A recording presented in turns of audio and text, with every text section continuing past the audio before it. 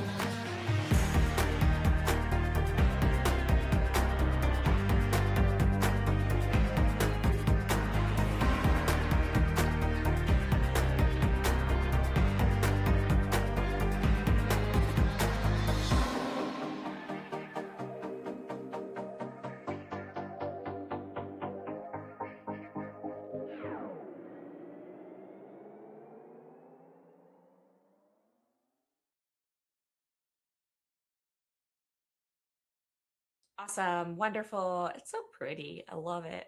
Okay, let's get ready to tell this story. We're going to do a quick recap because it has been a minute. Um, I remember that y'all talked to a couple of Moby Motsi, which are essentially woolly mammoths doubled up. They stand like 18 feet tall, and you guys managed to kind of do a little diplomacy with them, do a little like cutesiness with them, or at least they thought you were cute. Specifically, Neo. They were like, "Oh, aren't you so adorable, killing a little okasuma that got out here? That's so cute." Um, and that endeared them to you enough that you were able to very positively engender sort of that diplomatic engagement, such that it came out they are a part of a squad that has taken it upon themselves to escort a Thunka Makasi around. This Thunka Makasi is somebody that Sakana had heard of because Nakakaza had managed to kind of tell the story. That was the young girl from the refugees had spoken about the Thunka Makasi waking up in their village and sort of destroying everything as it stood up out of the ground and took like a small mountain's worth of the landscape with it as it awoke and began traveling to find food. It sounds like the Mobi Matsi have gotten a escort mission that they're sort of traveling around with this guy, and that it's on its way to Cahokia. So out of some amount of like consideration that this was going to be a potentially devastating experience for all you tiny little creatures, a couple of these Mobi Matsi had come out to at least give you a warning. However, being informed about the Okasuma and insisting several times in a somewhat cryptic way that the Okasuma cannot come into contact with the Thunka Makasi. That being what they insist, they cannot come into contact with each other. There's been an agreement to sort of work together.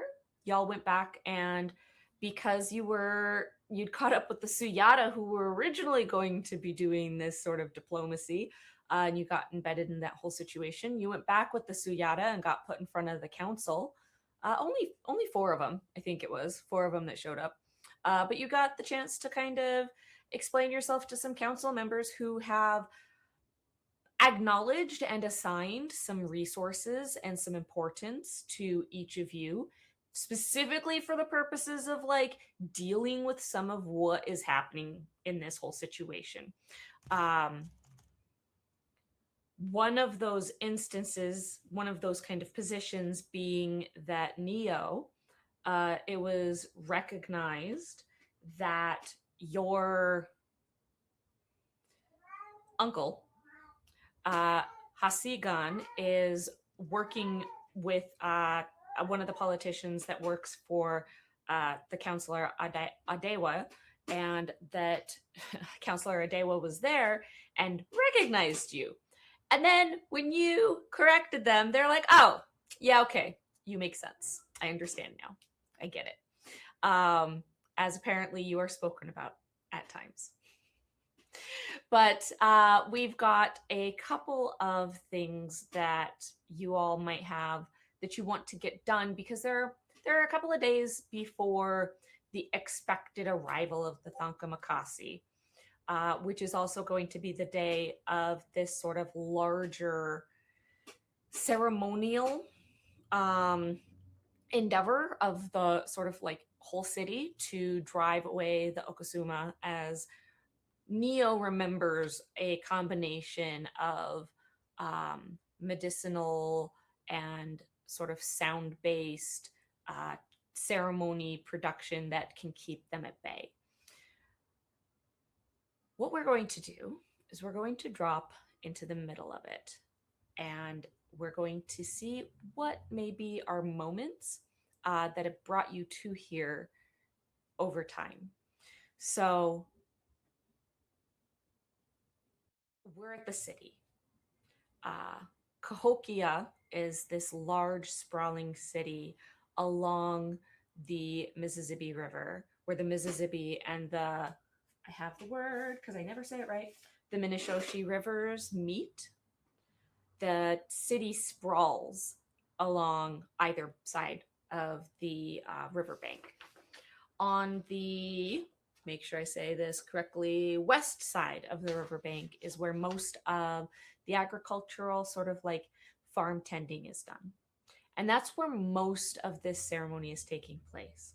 It is not dark yet, but the sun is bending towards the horizon.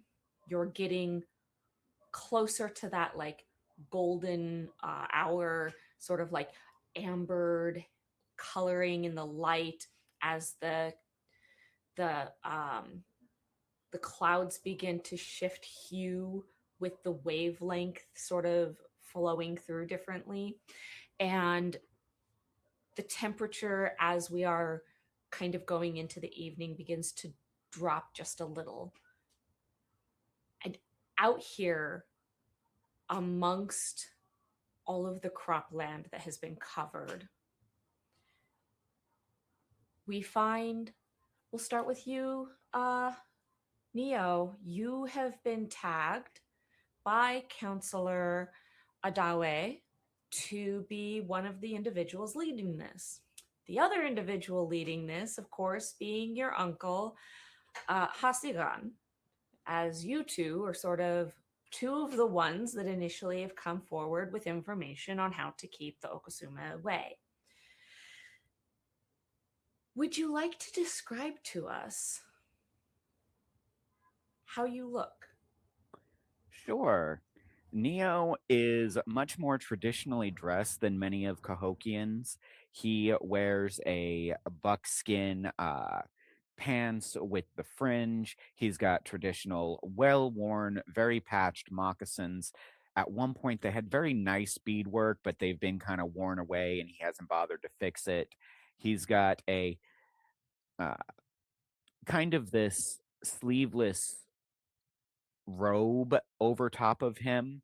Today, he is opting for very traditional dress. He has left his various skin suits and other things at home. He does still, of course, have his wrist mounted Nisi.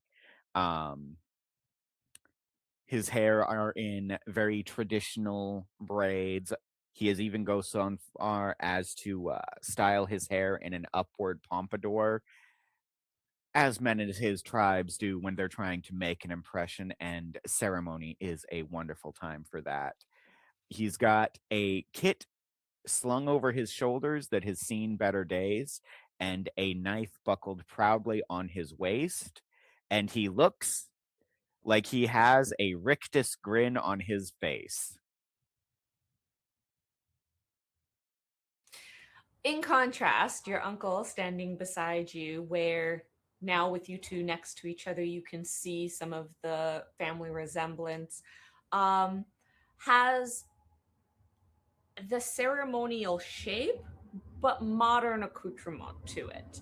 They are wearing also a very similar ceremonial garb, but theirs are made with much more modern materials, and there have been some adjustments to their design work.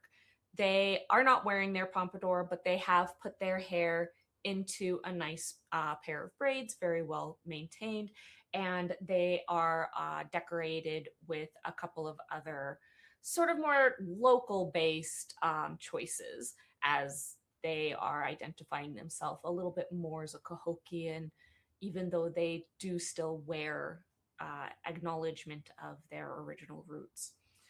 Um, if we can take a second, as you two, along with a couple of other individuals, are sort of like the focal of attention here, we're going to do a little flashback to where we left Neo standing in your room that is in your uncle's home, pulling your ceremonial garments out from this closet that you've majoritively abandoned since getting here. And there's a knock at the doorway.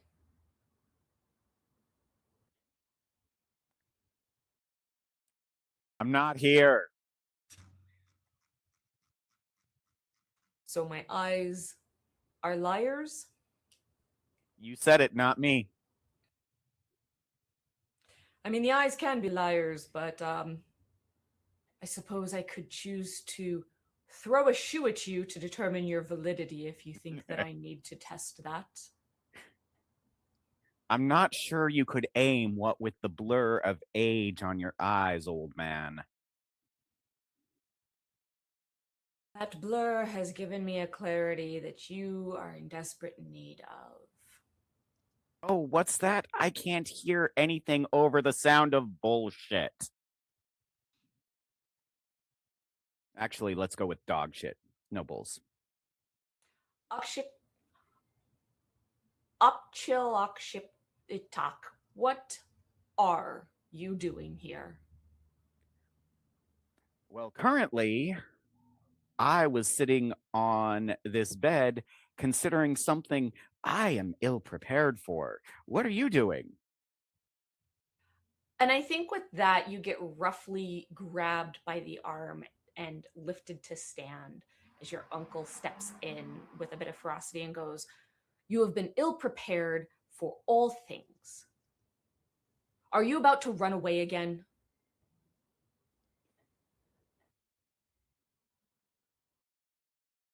No. I want to, but no.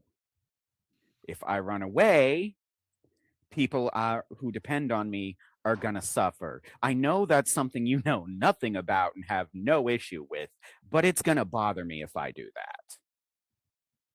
And your uncle sort of lets go of your arm and sort of like takes a half step back and goes, "Are you finally starting to feel connected here then?" More like roughly dragged and thrown, and I ended up in a place I was not planning on it. And now I've got to put up, I've got to put my Nisi where my mouth is, which is a shame because I got a lot more mouth than I do Nisi. And I don't think I'm ready for it. I don't think I'm prepared, but I'm going to do it because nobody else can. It sounds like the child has finally figured out what it means to live an adult life. I'm curious how you would know anything about that. I've been here doing that adult life and offered my space for you to do so as well. It is Yes, not my fault that you decided to come here and continue to throw a tantrum. I didn't decide to come here. The elders sent me here. Believe me, I don't want to be here any more than you want me here. And where is here again? This is, of course, here in our village, surrounded by our family and all the people who love us. Oh, I wait, am. no. It's Cahokia, a place you went to establish a whole new family. Yes, and I am here with family, surrounded by people that I love and that care about me. And that's wonderful for you. I'm glad you're happy. It sounds like you may have the same, as it seems you have learned what it means to have attachment and to care, and to Oh do a my thing you God. do I not know want for about their care and benefit. attachment more than you ever could.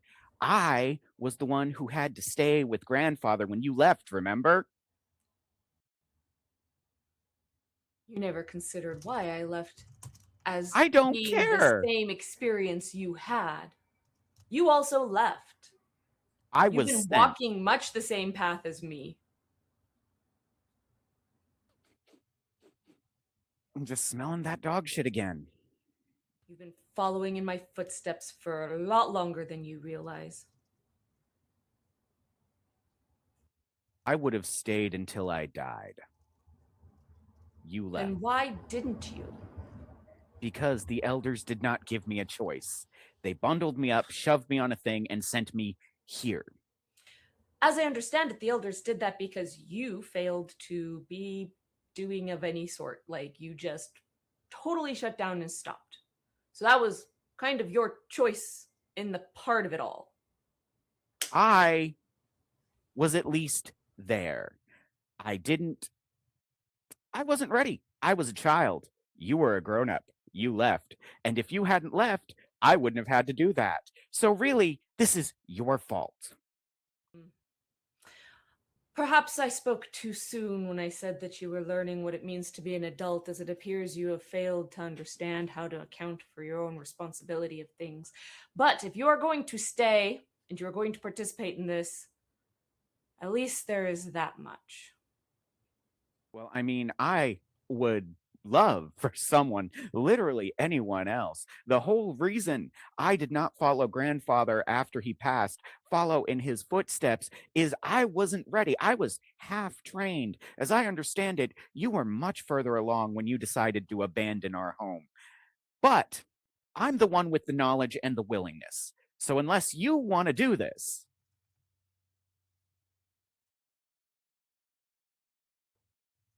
I think that you get just like this, like, derisive smile of, like, you think this wasn't already happening? I am on the council's,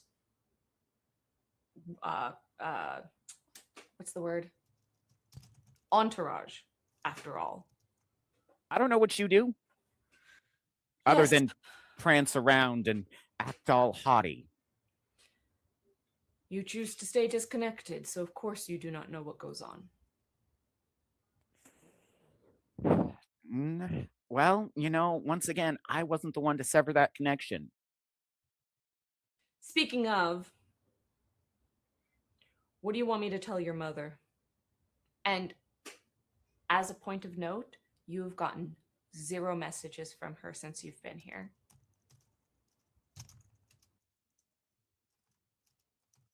He just stops talking and looks away.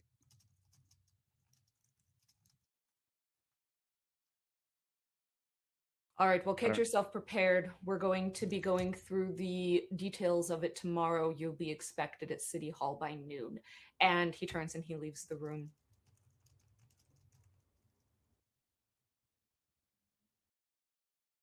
Lion ass.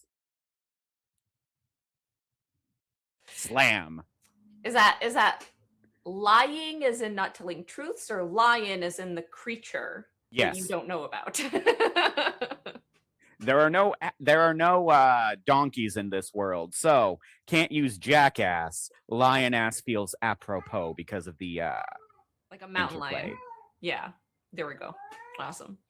And so with that, we kind of flash back to this moment with you, your uncle, and like 5 other people sort of standing in this larger gathering amongst all of the you're on a larger sort of like area where some of the crops are not as tall, so that everybody can have a chance to sort of be gathered up. And your uncle is sort of in charge here, partially because he's affiliated with the counselor Adawe, who is able to be kind of like dictating what's happening, and also partially because he kind of does know what's going on. Um, Describe to me how this ceremony starts, just the beginning portions of like what, especially since it has been modified to be done by such a large community of people. What are the just sort of beginning stages? So the beginning stages would have started this morning with a cleansing. Um, and Neo would have made sure everybody who was involved is going to do that. However, they get that done, that's up to him, but he's going to make sure that he has a number of options.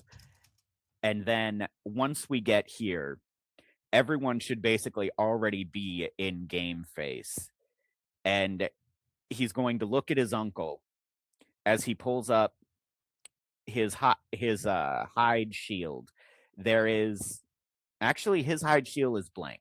He has not had his vision quest. He has not had his rite of passage. It is very unusual. This would have been done at his uh, assumption of manhood. That didn't happen. So he's got the blank one. And he is going to look at his uncle. Do you remember the tone? As he starts beating on the shield like a drum. And the one of the modifications that's happening is that the cleansing is ongoing. The herbs keep getting the like various the there, because there is an issue. There is an array of various plants that are intended to be used both burned and scattered amongst the space, and there are two missing. And so, in an effort to kind of make up for that, they have been, of the 10 that they do have, they have been just continuously providing that scattering and that smoke and that distribution and that cleansing. It has been an ongoing, continuous thing for like the past 5 hours, of people who have been sort of like taking over for each other. This might be a point where Sakana, you are also in this group and have been helping to sort of like coordinate, um, being able to navigate all of these things. What would Sakana possibly be wearing to this larger sort of ceremonial event? Does Sakana have any sort of special outfits? Yeah, I'm not good at fashion in any universe. It is. That's fine. I think. Make it vague. Yeah, yeah, yeah. So it's gonna be vague. I think Sakana's clothing. I did write this down. Let me double check. I should have looked while we were doing new That's scene, okay. but I had so Sakana's normal outfit, kind of day to day, is what's on the Hero Forge. It's visible. Um, I think probably their like fancy ceremonial outfit is pretty similar. It might just be mostly like more layers. Um, I think there's probably like more um, wraps and like a long kind of I don't know the word, but like a sash or scarf that kind of comes around the neck and trails all the way down, and more like tassels and uh, embroidery and things like that. But Yeah, like more the decoration. silhouette, just a lot more decoration, but the silhouette is very similar. Very Um, nice.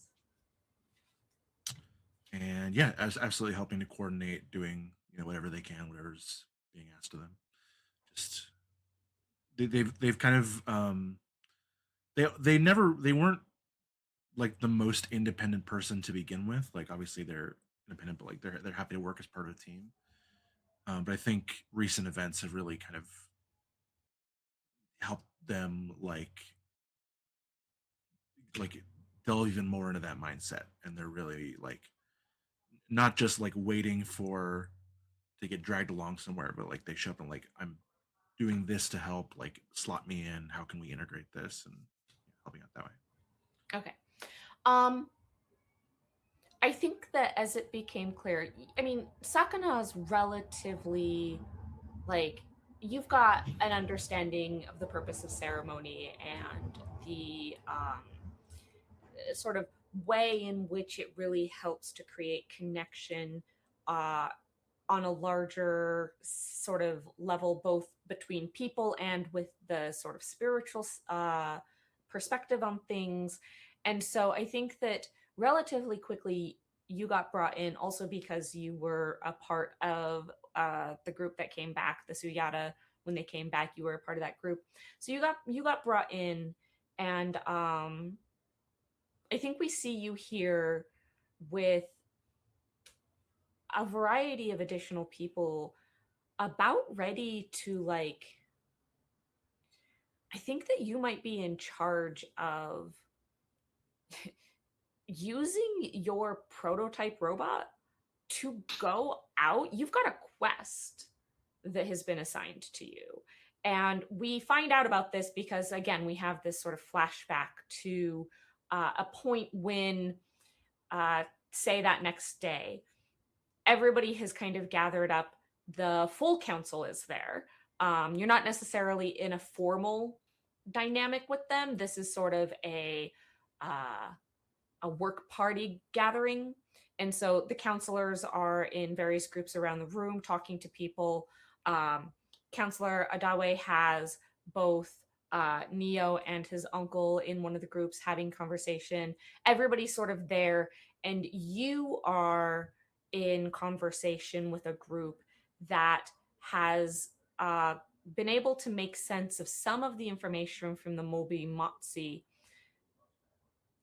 with regards to the Thonka Makasi, because as it came out that of these 12 herbs, these 12 plants that were needed for the medicine as part of the ceremony's purpose to uh, distribute this deterrent and keep these creatures away, two of them are missing, and they're not necessarily just like small supporters in the mixture. One of them's really important. But Athanka Makasi has an amazing, massive array of an ecosystem that they carry with them. And it is not that far away.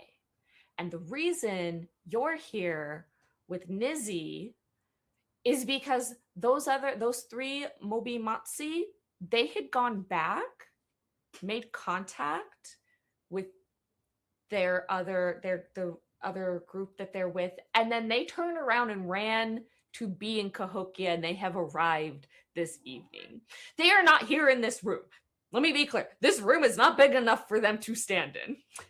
But they are in the city, and Nizzy has been running sort of an interference of trying to coordinate talking with them and then sending information down here. And part of that information that has come out is when discussing with them about this array of plants.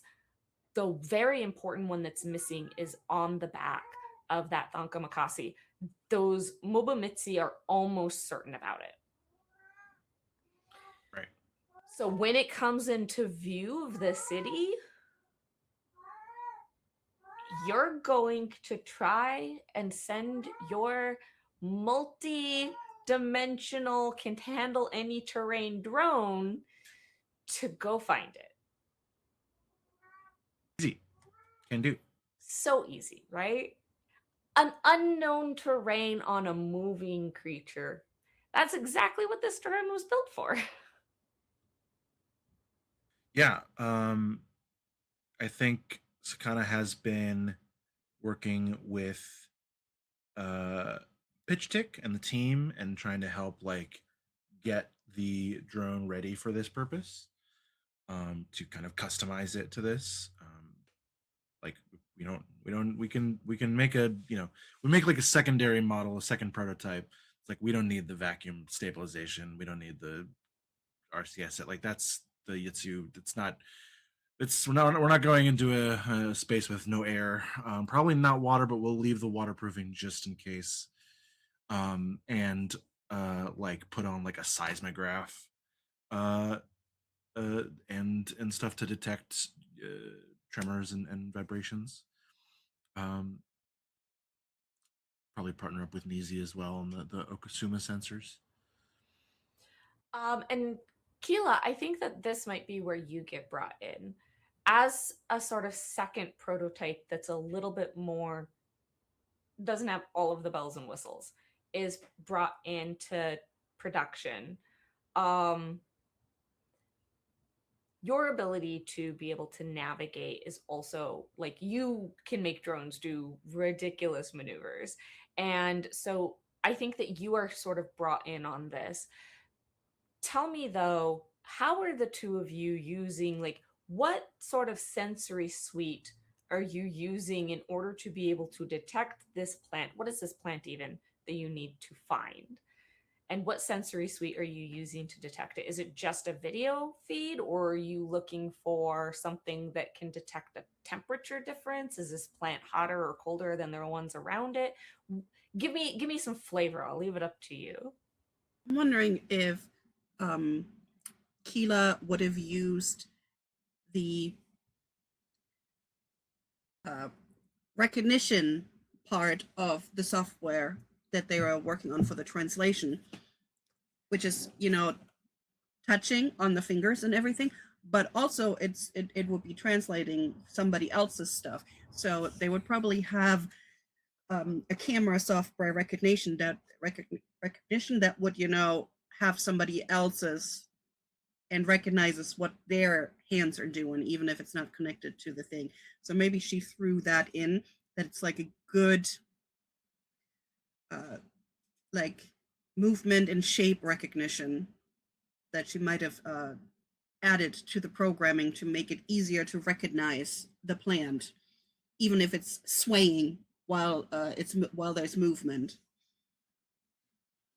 That's very cool. I like that. That is a very cool idea, to be able to like know that this is the general shape you're looking for, and under movement, this is sort of the shapes it can take. So, Sakana, what is this plant's deal that you're trying? Like, describe it for me. Plant. Yeah. Um, I think I don't. um, Gosh, I don't know. I'm sorry, I'm blanking. Um, Trying to what are we trying to do with it exactly?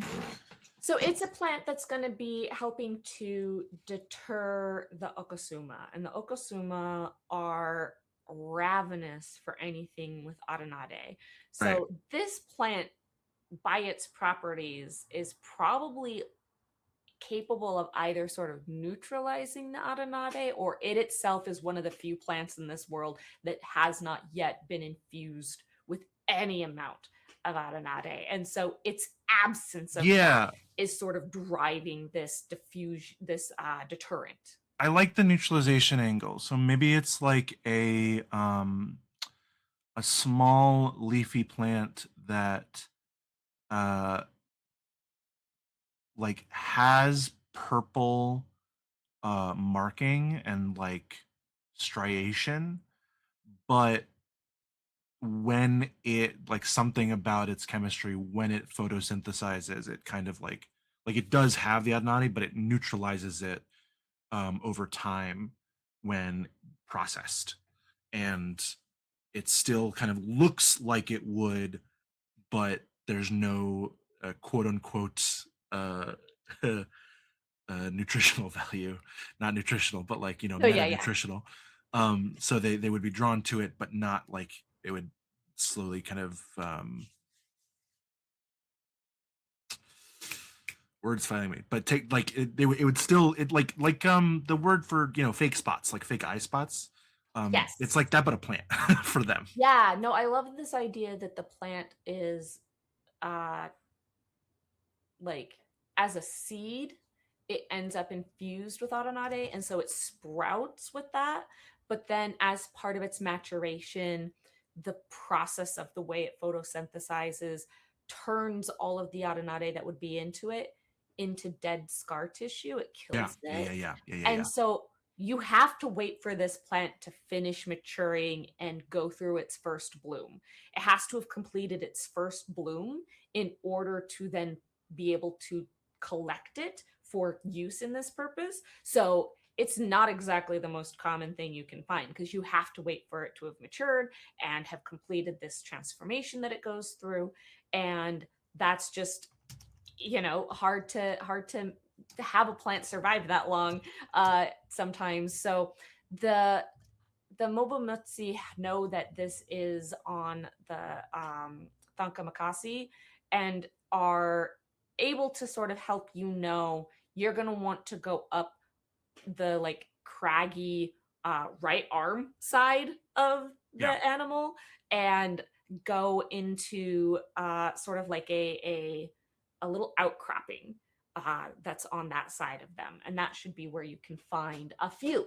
The problem is it's still not going to be a lot, so then your distribution system is going to matter. Right. And I think that as we kind of cut back to the present, where again the sun is beginning to sort of the horizon is tinting amber, and we've picked up the beginnings of the tonality from Neo and his uncle and the other sort of members leading this, as that sort of thrumming begins to go through and get picked up by the larger cohort. We see there are people further out that are running these sort of like sensors, basically burning plants that they're running through the crops with. And we're going to watch as both Sakana and Kila are eyes locked on the northern horizon, waiting for a moving mountain to come into view. And I think Kila, you're maybe slightly distracted because one of the things that you've been helping to do, because you talked about being able to do this before, is a distribution system of many, many drones being able to move things back and forth. And like you've had to repurpose drones that were on hand because this all had to happen so fast. But being able to keep people supplied with the plants that you do have is something that you've kind of created this network. And so like you're here in the middle of farmland and you've got like this massive computer center set up and the two of you are like connected into this. Your second eyes are glowing with all of this information as you're sort of like working and trying to stay on top of things.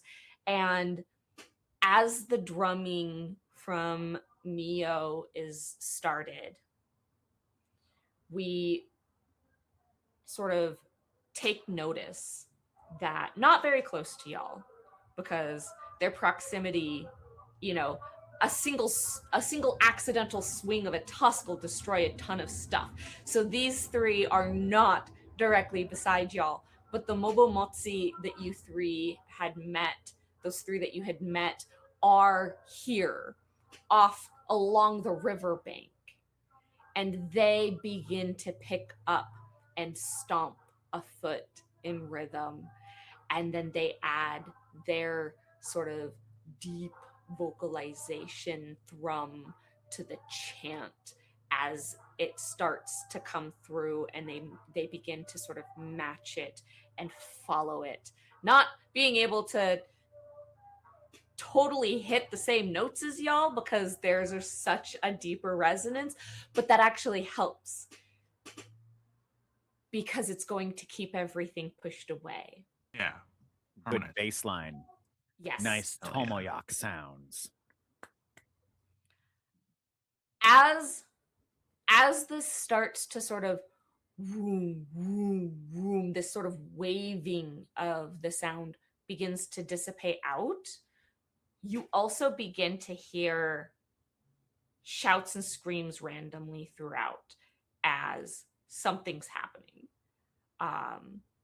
There are some, Keela, you're watching as one of your drones went to go and drop off another set of some of these plants to someone. And when it arrives, the person has dropped their sensor and there's some sort of small chaos happening. They are screaming. There's like two other people that are running around with them, and there's nobody to pick and like detach this from your drone. So now your drone is sort of stuck waiting there. What are I'm going to now open it up. What is everybody sort of doing?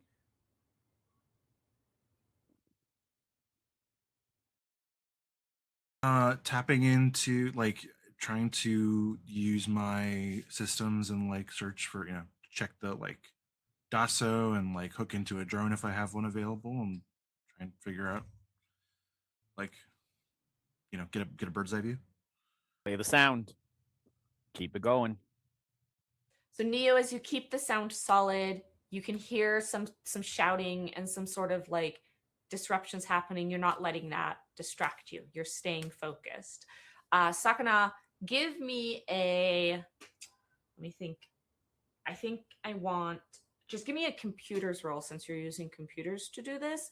And Keela, you can do the same as well if you're also going to be trying to like check out what's going on. Your success number is a 9 in this case. So anything that's 9 and above. I have 3 successes. Okay.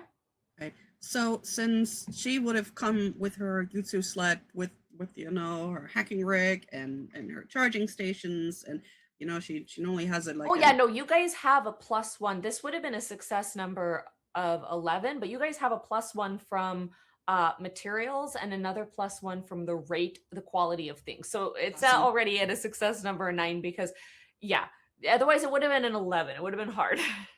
All right, I completely forgot. Where's my computer? There. My computer stat is 5, and the total is 8. That is 8. Do I add anything to it? I completely No, forgot everything. just roll 8 dice and then tell me how many of them are 9 or higher. All right. Oh, I got 2 12s and 2 11s. So I got to reroll the 12s, right? Yes. All right. One of them is another 11. So that means that is 4 successes on the first roll. Yep. And then plus the 2 explosions, they count as successes, right? Yes. And then one of them is an 11 too. Yes. So total of 7 successes. That's fantastic. So Sakana, you are like trying to stay attentive, trying to keep aware of what's going on. But Keela, it's your drone that arrived right there. And you immediately, you know which drone that is. You immediately pull up its feed and you can see and hear and get telemetry that it's working, but the Okosuma had moved into part of the fields and snuggled into the ground to sleep through the day. And so this is working. And it's working by first pulling them up out of the earth, which happens to be under the feet of many of the people who are part of this. And so they have started appearing. And a couple of people are fighting with them. It looks like one person might have gotten attacked by something. There is skirmishes happening as these terrible little creatures have removed themselves from the ground because the vibrations have made it so that it is no longer a safe place. They had been protected from some of the smoke, and such. But now, as they've crawled up out of the ground and they are exposed to it, many of them are beginning to be disoriented. They're sort of like acting like they're under attack in the air, like they're just run sort of in a circle, disoriented and unable to focus. But some of these have emerged right by a person, and that person is now kind of in combat with this terrible little bug. These things have, when they first showed up, they were about the size of like, a really large locust, as we would understand it. These things are now the size of a decent like river fish. They are like, you can hold it. You kind of need two hands to hold it. Like it's a pretty good sized little creature, and most of them they're not as gray as they were. Most of them have a level of lavender that's starting to deepen into a bit more of a violet, sort of rimming the edges of their carapaces, which indicates they have been finding and feeding on some sort of Adnade source. But now it's chaos. Are you guys going to try and do anything about it? Because the problem is it's multiple places. Keela, you've got that figured out because that one drone was right there. And so you've got all the telemetry on it, and boom, you know exactly what's happening. And you can see, just matched at a glance, it's the same telemetry of like localized hypersonic sounds that these creatures make that are being picked up by those drones that have the sensors on them are in other places around the land here. But are y'all gonna try and respond to that, or what do you want to do? Neo, yes. So, seeing that the line is starting to like at least bend in a couple places, he is going to look to Hasingan. I'll rally them, you rally them. And he is not going to say another word. He is just going to run. He is not going to stop. When he gets to the closest of them, he is going to essentially kind of bend and focus the sound. The tone doesn't change, the pace doesn't change, but he basically tilts the shield directly towards this one, and he will pause in chanting as he screams out, "If you bend, they attack. The only way to save yourself is to keep playing."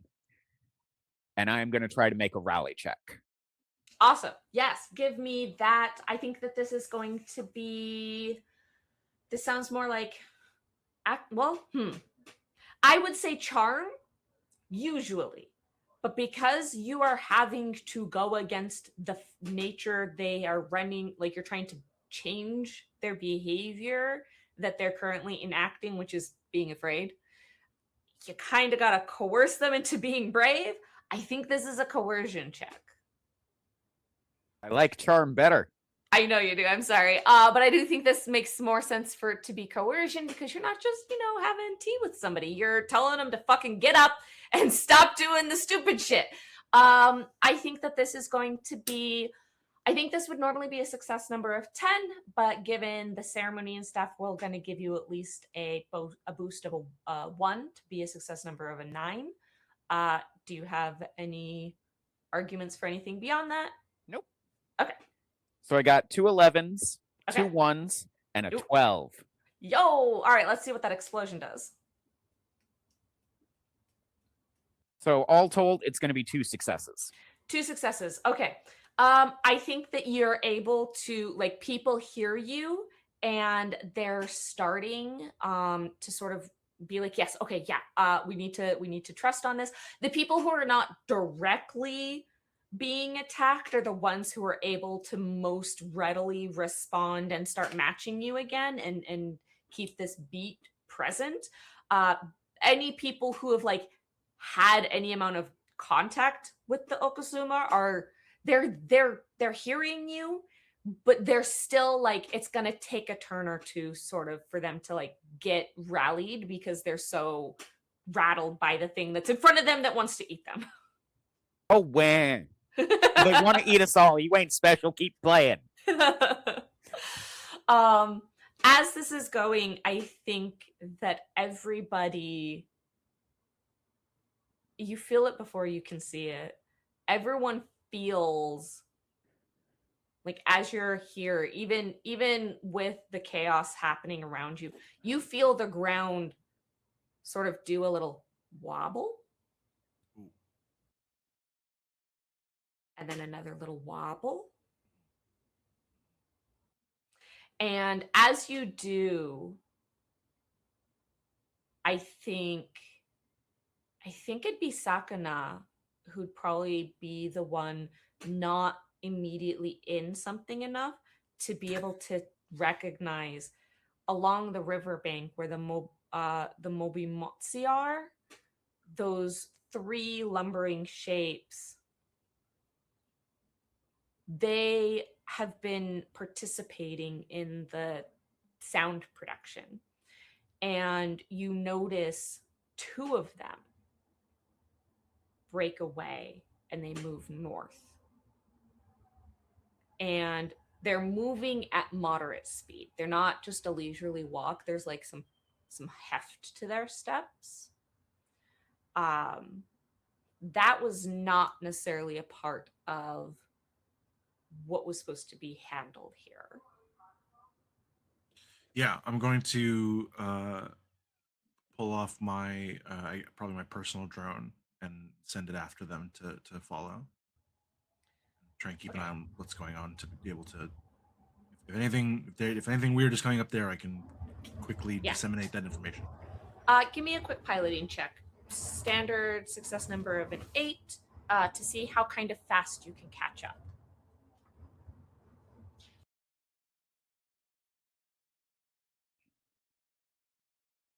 Good at piloting. I'm so good at piloting. I've You never are. not been good at piloting. Yep. Oof. We said 8.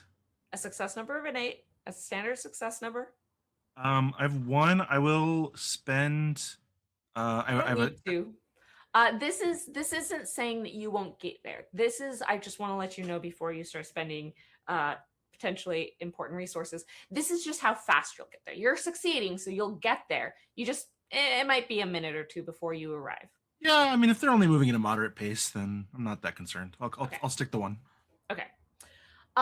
Keela, are you going to stay on the sort of command center here? Are you going to try and do anything about the way things are? Because like Neo wasn't wrong. Some of the like lines are breaking a little bit. It's not a complete collapse, but from your perspective, which is almost directly in the center of this whole thing, you can see where the smoke from some of this is beginning to thin in some spots as like people have dropped their incensors that they were burning and are sort of having a panic.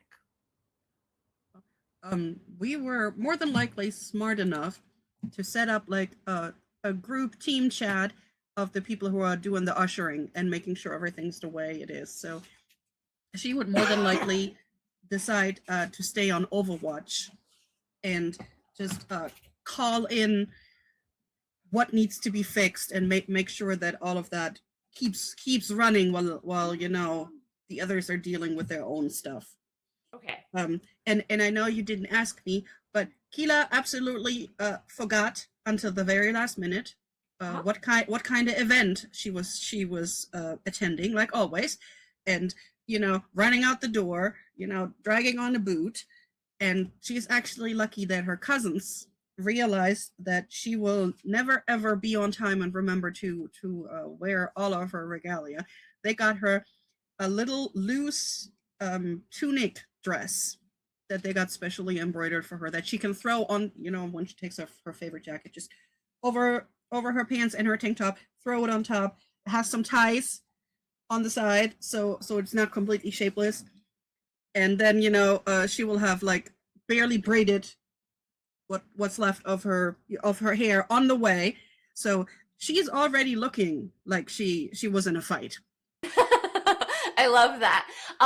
Yeah, I mean, you were sort of a Overwatch position rather than a participate doing the thing position. So nobody expected you to necessarily be in as level of like a ceremonial regalia as everybody else.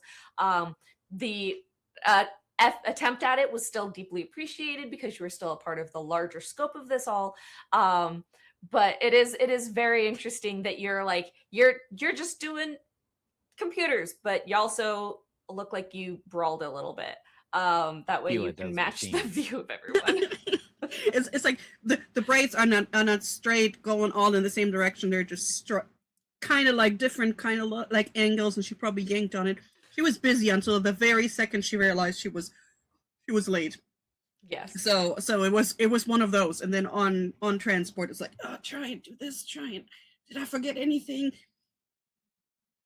Can't be that important. Okay. Give me another computers check. Yes. Again, that success number will be a 9. And this is sort of to be able to like notate what's happening and be able to possibly redirect resources to be able to address things and how well that goes for you. Right. Can I make a case for that she might have already had a little program left over from when she was using drones to direct the many mouths that makes it a little easier for her to like tag things and keep track of it. So she might actually have like a little thing open where it's easier to see if things are out of order, if people wander off. So maybe it's a little easier for her. Okay. Well, then give me 2 different counts. Give me a success number 8 and also give me a success number 10. Right. So And tell me we're- how many you get with an 8 and then tell me how many you get with a 10. And we're doing computers, which was 8. Add anything to that? I don't think so. I don't think I have anything. Nope. The ability is inside. 8. All right. Okay, so she has a 112, a 10, and an 8, and everything else is below an 8. So I gotta run that one critical, and that critical is a 3. Okay. So she would have, you said an 8 or a 9? Yep. A 9 or a 10? If it's an 8, she has Yes. 1, 2, 3, 4 successes, and Okay. if it's a 9, she has 3 successes. A 10. It's a 10. Oh, it's a 10. Still 3 successes though, I think, right? It was Yeah. a 10, a 12, and then it's roll. Okay. Okay. So you kind of end up at a point where I think I'm going to force you to make a decision because you didn't have enough to cover that 8. Can You are I- able. Can I use my mind to up that? Okay. Do you have like a 7 or a 6? I have a 7 and a 6. Okay, you can certainly choose to do that. All right, so I'll have to spend one mind to go up and get To go from a 7 to an 8. Yes. Yes. All right. Okay. Okay. Then you might not necessarily have to make this very hard decision, but I'm still going to put this forth and ask you how you deal with it.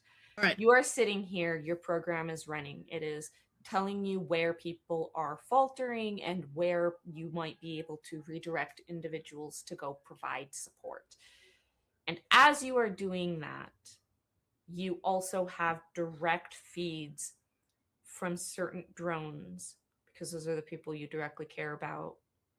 And you watch as Kachoy, your little cousin, runs and dives as they tackle Hawadis to the ground amidst a small group of some of these Okosuma. And you see an Okosuma flash in front of the camera and you hear screaming and shouting. and you see Kachoy sort of like try to stand up, and they're struggling, and Hawidis is flailing. What are you going to do? Are you going to stay at your station? Are you going to try and do something about this? You're going to you've still got also all of these other people in these other areas, and you are redirecting to be able to kind of manage.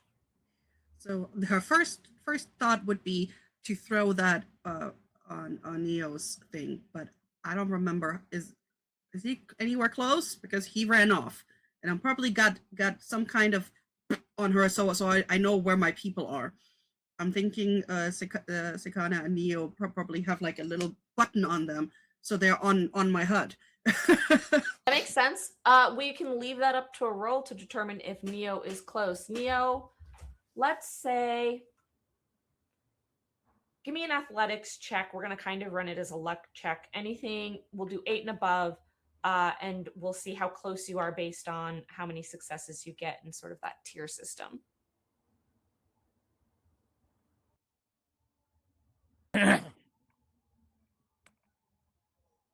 On an 8, Mhm. 5 successes. 5 successes. You are able to be close. Just So, Keela, dancing. yeah, Neo is nearby. So then, while she's in my mind, it's totally Hackers the movie, even though it has nothing to do and nobody's typing nothing. It's like just throw in all of these different dots on other people's HUDs, and then she will like throw it and say, right there, that's my cousin. Go save my cousin.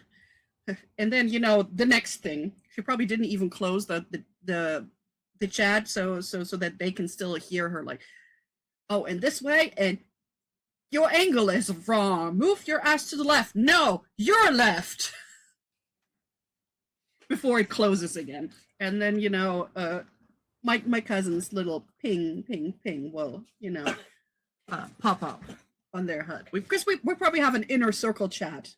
Yeah, so that sure. Chicano would also be able to see that. And it's just like ping, ping, Keela, ping, you've ping. got My like cousin! 7 different chats because Yeah. you've got so many people that you're coordinating with from your position. So, yeah, Neo, you get that information that like 2 rows over, Keela's asking you to go. Their cousins are under attack. What do you Neo do? resists the urge to roll his eyes. Once again, they're trying to eat us all. Your cousins ain't special, but whatever. Actually, I think he will go so far as to like pop his headset. Your cousins ain't special. They're trying to eat us all. Click. And But he is moving towards them. It's like you probably hear them half screeching in another channel in the background. You want me to focus on all of this? You take care of that, else we're gonna lose the whole damn thing. No, I am making sure we don't lose the whole damn thing. If your cousins can't be saved quickly, well, I'm sorry. Well, you want me to lose focus? We're losing focus. Can't hear you. Go. Like, and then she probably does an extra thing, and his HUD will blink. Not, absolutely not. Go do it. All with periods, and then a smiley face at the end. Because she was like, okay, maybe I should stop yelling at people. But absolutely not. Do you not get to cut me off? I will just take over your HUD, and it will blink my message at you. All right. the HUD for this. Neo, are you going over there? Yes. Okay. As you go over there, you round the corner and you see this sort of small swarm of Okasuma. The 2 people here have not yet been bit by them, but not for lack of trying. Quite frankly, Hawidis's flailing has been to their advantage, as they have managed to broadside smack one away from themselves. Kachoy, though, is sort of trying to get Hawidis up off the ground and is more at risk of being a slightly more stable target, as there are three of these insects sort of like swirling around them, and you come into proximity. I need to ask, what you said you left some of your second skin behind. Oh, I left the entire second skin suit. I have no armor. All right, what is your current physical defense? That is an excellent question. Also, your microphone is being a little. Yes.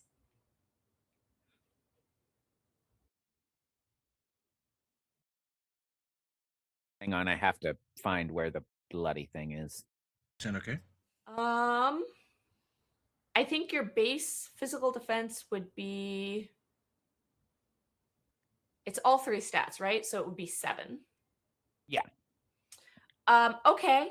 So the Okasuma, they roll 4 dice for their attacks. And it rolled a 2 and a 3 and an 11 and a 12. And on the 12, it rolled a 9. That's 5 So successes. That's 4. That's 4 successes. Because the 11, the 12, the success, and then the success on the success. So that's 4 successes of damage that you take. So this is physical damage, right? Yeah, so we haven't really done the damage system in here yet. You are the way that damage works is I would roll against your physical defense. Your physical defense sets my success number. So in this case, my success number is a 7. Anything that's a 7 or higher counts as a point of damage. The damage then in this case is 4 points of damage goes to your body. This is not great because your body gets hurt and you can go unconscious. And if you look, nobody has very high body. 4 is not a small amount of damage. The combat situations like this is supposed to feel dangerous because you are still a physical entity that can be wrecked. Now, there are ways in which you can adjust to that. And Neo, are you about to try and... Yes. Well, this is a situation where adrenaline is running high, and I think it is an excellent time to remember that we have the option of fortitude and to take some of that damage in my soul instead. Exactly. In which case, I'm going to split 3 and 1 because it hurts, but if I fall, we all fall. Let's go. All right, so you're going to take 3 of that damage into your soul? Yep. All right, and then 1 of that damage stays on your body. And as this let me make a roll again real quick. It would be that. Okay, so it'd be 1, 2, 3, 4. Oh. Roll the crit. 1, 2, 3, 4, 5, 6. As you watch as the Okasuma comes at you, where does it bite you? Because it does make contact. Yeah, upper left shoulder. As it takes and clenches into your upper left shoulder, kind of wrenching a piece of flesh away, as it does not stay in contact, it sort of flitters. And like it is still somewhat disoriented. This whole situation it's found itself in is not great. But you watch as all of a sudden all of its legs sort of clench up and its mouth spasms and it falls out of the sky. And behind you, your uncle says, "Don't get off track," and pushes past you to help the girls up.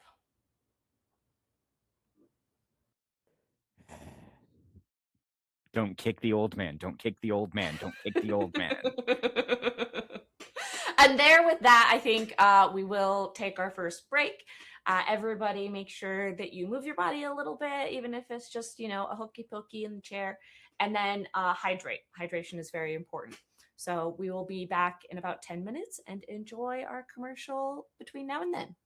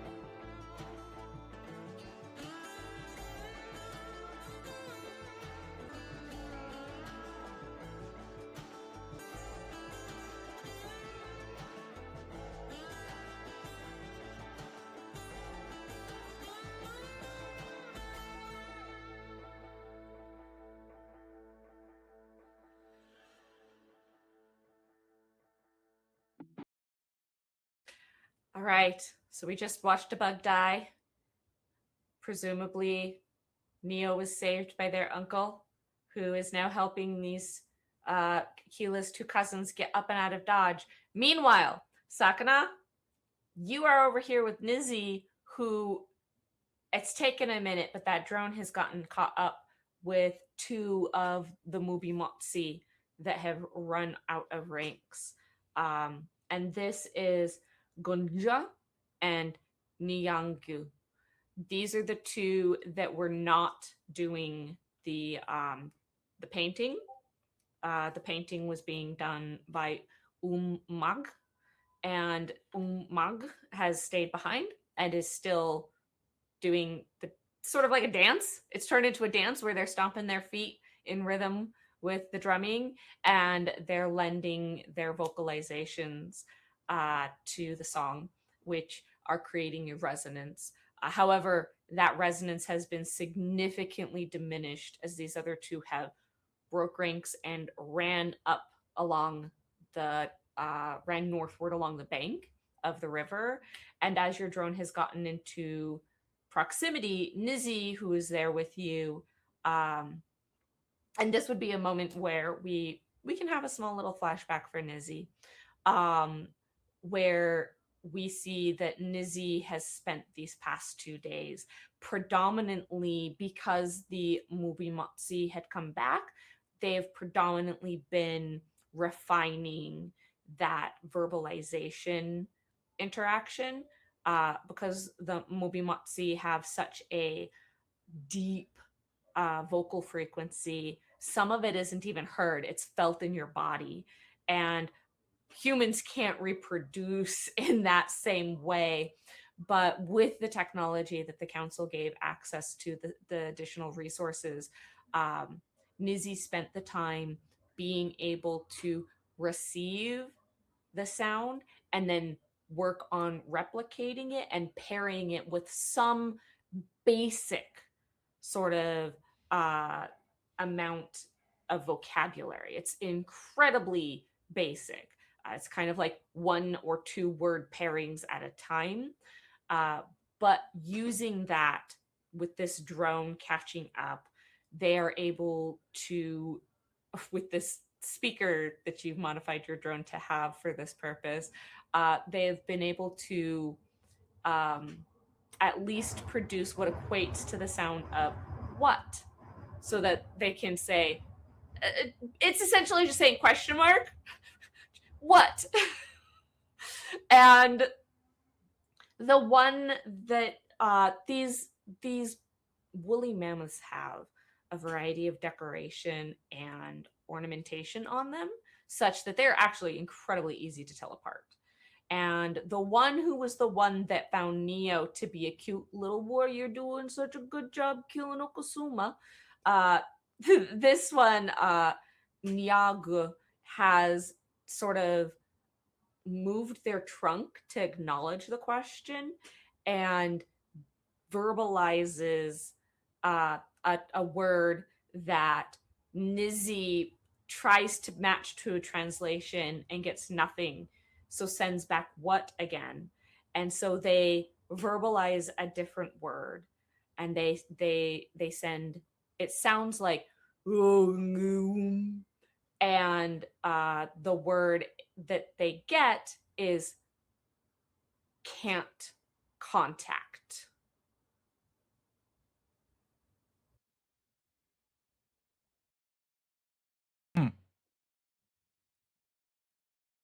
And it's confusing because you've got like bits and pieces of words. Sakana, what do you want to do here? That's a Chaos great is question. erupting in the larger space around you. There's this weird conversation happening, but you've got to keep this ceremony going. What do you want to do? Yeah, it's a good question. I hate to sound like a broken Nisi, but I think that I think Sakana's best talents are in helping to control the chaos by like coordinating communication um around just everyone who's running around and dealing stuff and like managing the different groups who are trying to deal with the Okasuma and being like, in on comms with Neo and Keela, and like here's what's keeping everyone up to date, and just kind of generally trying to play switchboard, and uh, also especially in terms of um, communicating with people, but also like managing, playing the stuff we have for the Okasuma off the speakers, the stuff Nizi's been working on, and making sure our sensor networks aren't getting over, like playing with the when it's in a movie and they're doing the thing and like all the power bars are like creeping and the person hits all the buttons and they start coming back down, and just trying to keep everything balanced and not overloaded. Very good. Okay. You're very good at these things. And so, what I'm actually going to ask in your case is I'm going to ask for an investigation roll. We're slightly adjusting this to be that you are using that skill set to sort of like multitask and manage at a higher level, where Keela is like in the code of it. You're a little bit further above the code and like sort of coordinating uh larger action that needs to be done. Like we need the volumes to be turned up here and there. And so Uh-huh. what do you've got a pool of 8, so right, so what do you got for me? Your success number, by the way, so this would be a success number of a 10, but because you've got such good resources, we're going to say it's a 9. Okay. So Did on you eight roll? dice, yeah, Oh, I rolled, and on 8 dice, um, I got 2 10s and a 12. okay. Before rolling my critical dice, I'm currently sitting at a total of 0 because I also got 3 ones. Oh god. So we're Okay. gonna roll the crit die first. That's all it says. I'm gonna spend. If I spend 2 to make one of those a 12, You roll and it. can I then choose after I see that to keep spending, or do I have to spend all at once? Spend before you roll your crit. You muted yourself. Before I roll the crit, got it. Yeah. So I will So I'm currently sitting at 1. Oh wait, no, before sorry. I think I misunderstood your question. Yeah. So you've got 2 10s. Yes. You have to spend the 12 to turn that into a crit to roll it. You can roll this crit, then roll this crit, then turn this into a crit. But you have to spend the points to Before the the crit, 12. but I can do it sequentially. Then yes, Yeah, I that's think I okay, misunderstood. I'm like, no, you can't decide. You can't roll the 10s crit to see if you want to spend. No, where no, you spend yeah. before. Okay, Just do I do 4 misunderstood. at once or 2? Okay, great. So I have a 6 on the first crit die, so I'm currently looking at 1 success. Yes. I think this is important, so I'm willing to spend the extra dice if I need to. Okay. So I'll start with the first 10 and bump Mhm. that up to a 12. And that gives me an 11. So I am now at 3 successes. Yes. So I will stick on that. I think 3 is good. So I've Okay. spent 2 focus to do that. Okay. With 3 successes, then what happens, because that does hit that second tier of a success level, you are in it. You're managing, you're coordinating, you've got like a Suyata that it's Tuatak, who was the one that was your babysitters before, and now you're sort of giving them orders. You're like coordinating with them. And as you do so, you look up and like the sky has turned that sort of like golden red, with the clouds getting their outlines darkening with a bit of a purple tinge as the sun is beginning to touch the horizon. And as that sun sort of sets off to, it would be your right side, you look up northward and you see the horizon. Shoo, shoo, shoo. And you watch as the horizon line, which has a little bit more texture to it than usual, shifts to one side, then shifts to the other side and sort of cants, then shifts back to the other side. And as it is doing that, sort of in the same way that you can count the strike of lightning to hearing the thunder to determine how far it is, you realize that as you are watching that, the feeling of the ground sort of waving beneath you is matching That's really that cool. same rhythm, and it's That's awesome. slightly offset. Yeah, that's so cool. I love that. That's really, really cool. As like lightning and thunder. Oh, that's great. Yeah, I start counting the seconds between them to try and calculate how far away it is. It's a little hard to calculate. Yeah. No, I'm not going to give that to you on just 3 successes. no. They're like, yeah. I don't know. I don't know vibrational waves. It's not my thing. I don't do tectonics. You turn to Nizzy to try and be like, what are tectonics and stuff? And Nizzy's like, I can't help you right now. I'm trying to make sense of this, as they are like sending back, trying to be like, no contact. What? And getting back additional sounds that they can't match. And they're just trying to figure out what's going on, because 2 of the Mobumotsi have broken and are running north. Yeah. So Sakana will.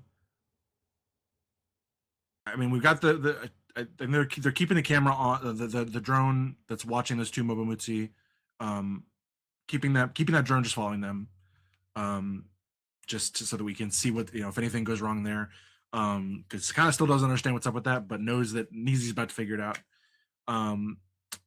Will transmit that feed if they can, so that everyone can be keeping an eye on that if they need to be, and then we'll just send to everyone just like, incoming, it's here, and by here I mean there. And I think probably is going to like send a message to, I don't know what we would have. I'm sure we would have something in Cahokia societally, but like, especially after recent events, a way to be like, hey, start an alert.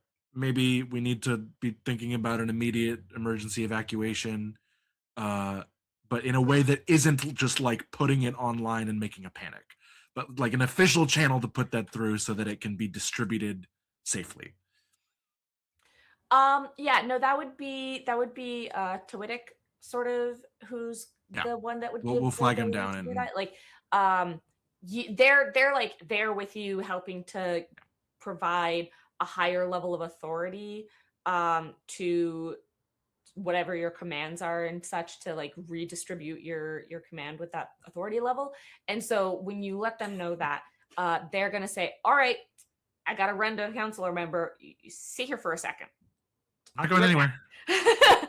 And they take off because they have to. That is one step above what they can do. They need a counselor in order to actually send that.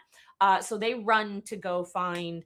It's probably Counselor Adene, who is part of that larger ceremony that's still intact and happening in this sort of like drum circle setup that it's got.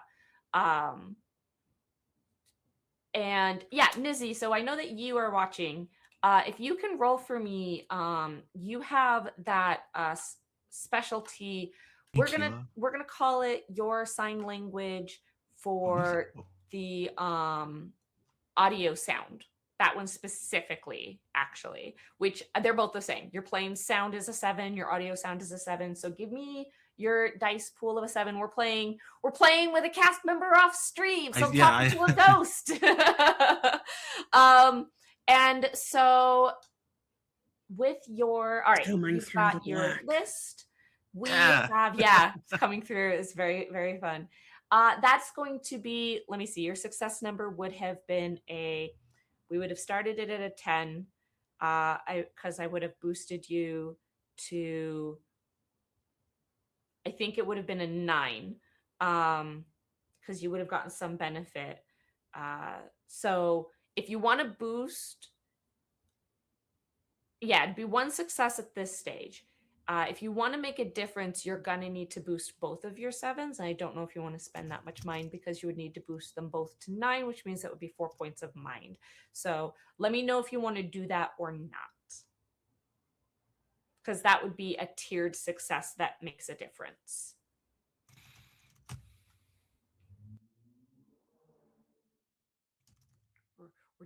We're doing text-based role play, but over a stream. It's very exciting.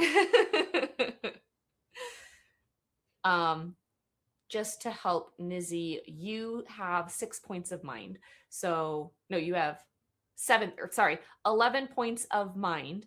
So if you were to boost those to get that next tier of success, you would have the mind for it. You have 11 points. So then you would be left with 7 points of mind, which is still a reasonable, respectable amount, in order to boost those up. So it says you'd like to boost them. You have the mind for it. Great. So you boost those up, you hit that tier, and this breaks through a realization as Nizzy sort of turns to Sakana and gets their attention to sign to them that no contact. The Thanka Makasi is arriving, and the Okusuma are here. Yeah. And the Need to be- Mobumatsu yeah. have said to not let them have contact. That makes more sense. Yep. And that's why it's here sooner than it's supposed to be. It's arriving sooner than expected. Right. Because the Okusuma were supposed to be, or maybe not necessarily sooner so much as the Okusuma, because some of them had gotten into the dirt, are still here in a way they're not supposed to have been at this stage. And so there's a greater probability for this to have a contact, which is bad. Yeah. And so Nizzy sort of communicates that to you. And I think at about that point is when Tawatik has come back and says, they're going to send that out. Yeah. Great. We need to we need to start people moving, but also we need to do something. We need to prevent this. Can't be here when that gets here, or vice versa. I think this is a great spot to tag Keela in. Keela, because please. you're here in this sort of like situation and you kind of get this overheard as you are also sort of doing your like coordinating, redirecting people.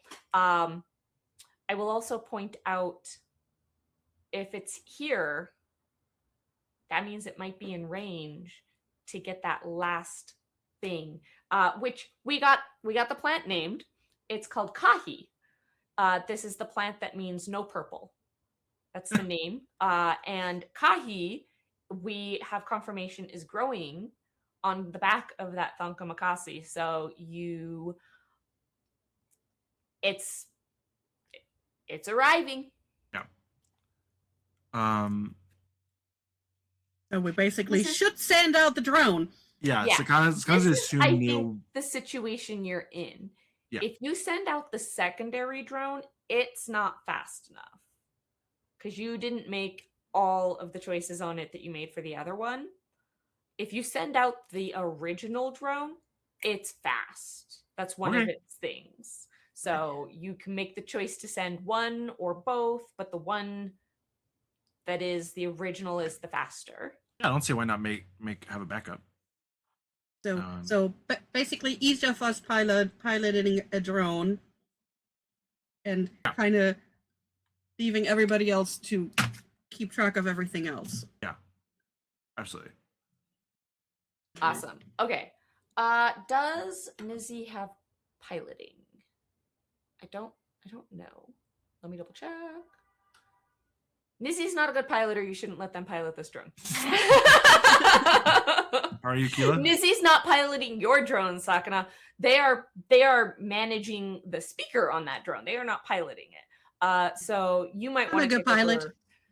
Or Keela, if you do that, then you're gonna need to like the management of the people will fall apart a little bit. You're gonna start getting holes. So you're gonna have to make choices. Who's gonna do what here? Yes. Her room piloting is a total of 8. I think if the people falling apart, there's a much larger problem if we don't solve this anyway. So okay, I will here. Let me put this way. To keep what is already in effect with the sort of smoke and the deterrent dispersion, that is a computer's check because you are using the telemetry brought in by the different regions to redirect people. So that's a computer's check. To be able to get this very fast, fancy drone out to the Thankamakasi in a very quick time is a piloting check. The more successes, the faster it gets there. To be keeping the people going, in like keeping them from like another way to keep them from breaking ranks is a coercion check, and the any other approaches or ideas that you have, I will sort of determine for what skill makes sense. But that is sort of like an initial starting point of what we've already established. So you can make decisions sort of based off of what your skill sets are good at and where your characters would know their strengths lie. Tell me what you want to do. So Keela is an 8 in both computers and piloting drones.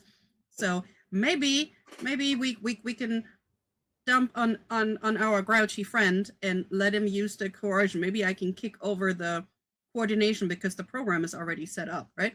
So maybe I can just give him the open chat so he can see it and he can yell at people. His would be slightly more limited in effect because he has to be in presence. It's his region, not necessarily everyone. The computers thing is redirecting. It's a more logistics approach. Yeah. It's telling people, I need you to relocate to here. Whereas the coercion is, you people here stand up and do your part. And so the coercion so they're different. Yeah, the coercion is definitely on him because I am not good at that. Nope. What about you, Sakana? Yes, Sakana. I mean, if Sakana needs to be handling, if we can only send in one drone or whatever, but that's obviously the top priority. So I'm they will give up whatever they're working on coordination wise. That's on Toatek now, as far as they're Your concerned. drone is an 8, yes, and your computers is a 5. Is that right? Yeah. And then I believe Nizzy has not good with the piloting. And their computers is a 6. So, and then Neo, whose computers are basic. What we could do is Sakana could take care of the fast drone, and because that one will need direct supervision while Kila keeps on the Overwatch thing, but can also probably take care of the secondary drone, and at least take care that the secondary drone is following the first one, so that if Sakana needs a backup, can always hand over, and then Neo can just keep doing what they're doing. That sounds acceptable. You can get that sort of secondary prototype drone set into an autopilot here to there, and it's just going to take a little longer, whereas the original one will get there much faster. That will definitely need the supervision, and then Kila will just keep doing Overwatch, and probably her and Neo will keep yelling at each other, because we got to let the stress out somewhere, and we're not going to be mad at each other. All right. So while that sort of like shifts gears, Neo, let's switch back to you, as you've just gotten injured a little bit. But you're here and you've moved to more that front lines area. It looks like your uncle has followed your sort of, instead of staying, like you said.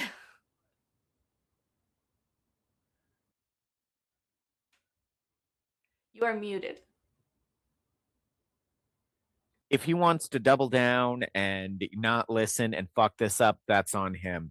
But at this point, I'm looking for any place else in the lines that Okosuma are trying to overcome people, and I am just, all of my focus is on keeping the drumbeat going, because literally we break a link in the chain, it makes it that much more likely the rest of us are going to get swept over. Yeah.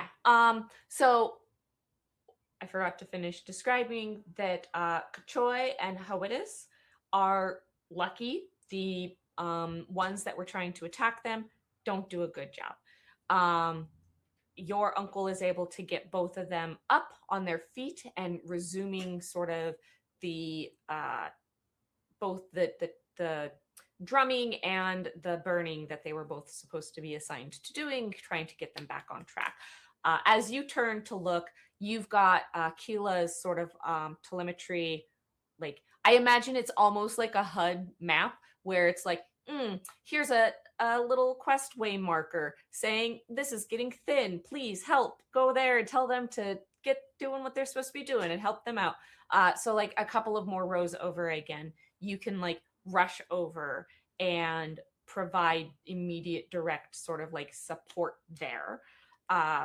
When you show up, there again is another group of people who are sort of in a panic, and your coercion is sort of the thing that will help to reunify them and refocus them.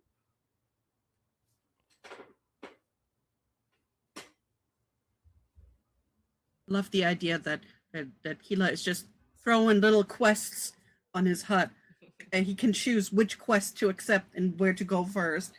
4 successes. With 4 markers, successes. yeah. Fantastic. So that hits that second tier of success. So you are able to arrive. One of these people has had an Okosuma attack. Pick it. The other 2 other people have been like pummeling on it. Once these things get sort of like in, they sort of focus, which unfortunately is to their detriment when they are being swarmed by individuals who are pummeling it and manage to break it apart. They do need to have some assistance in, like, they've got a person here now who is like pretty deeply injured. He's got an Okosuma that did finish like latching on, and so these things, their jaws don't release when they die, so like it's still attached to them, and they're they're willing to like go back to doing what they're supposed to be doing, but they've also got an injured individual here.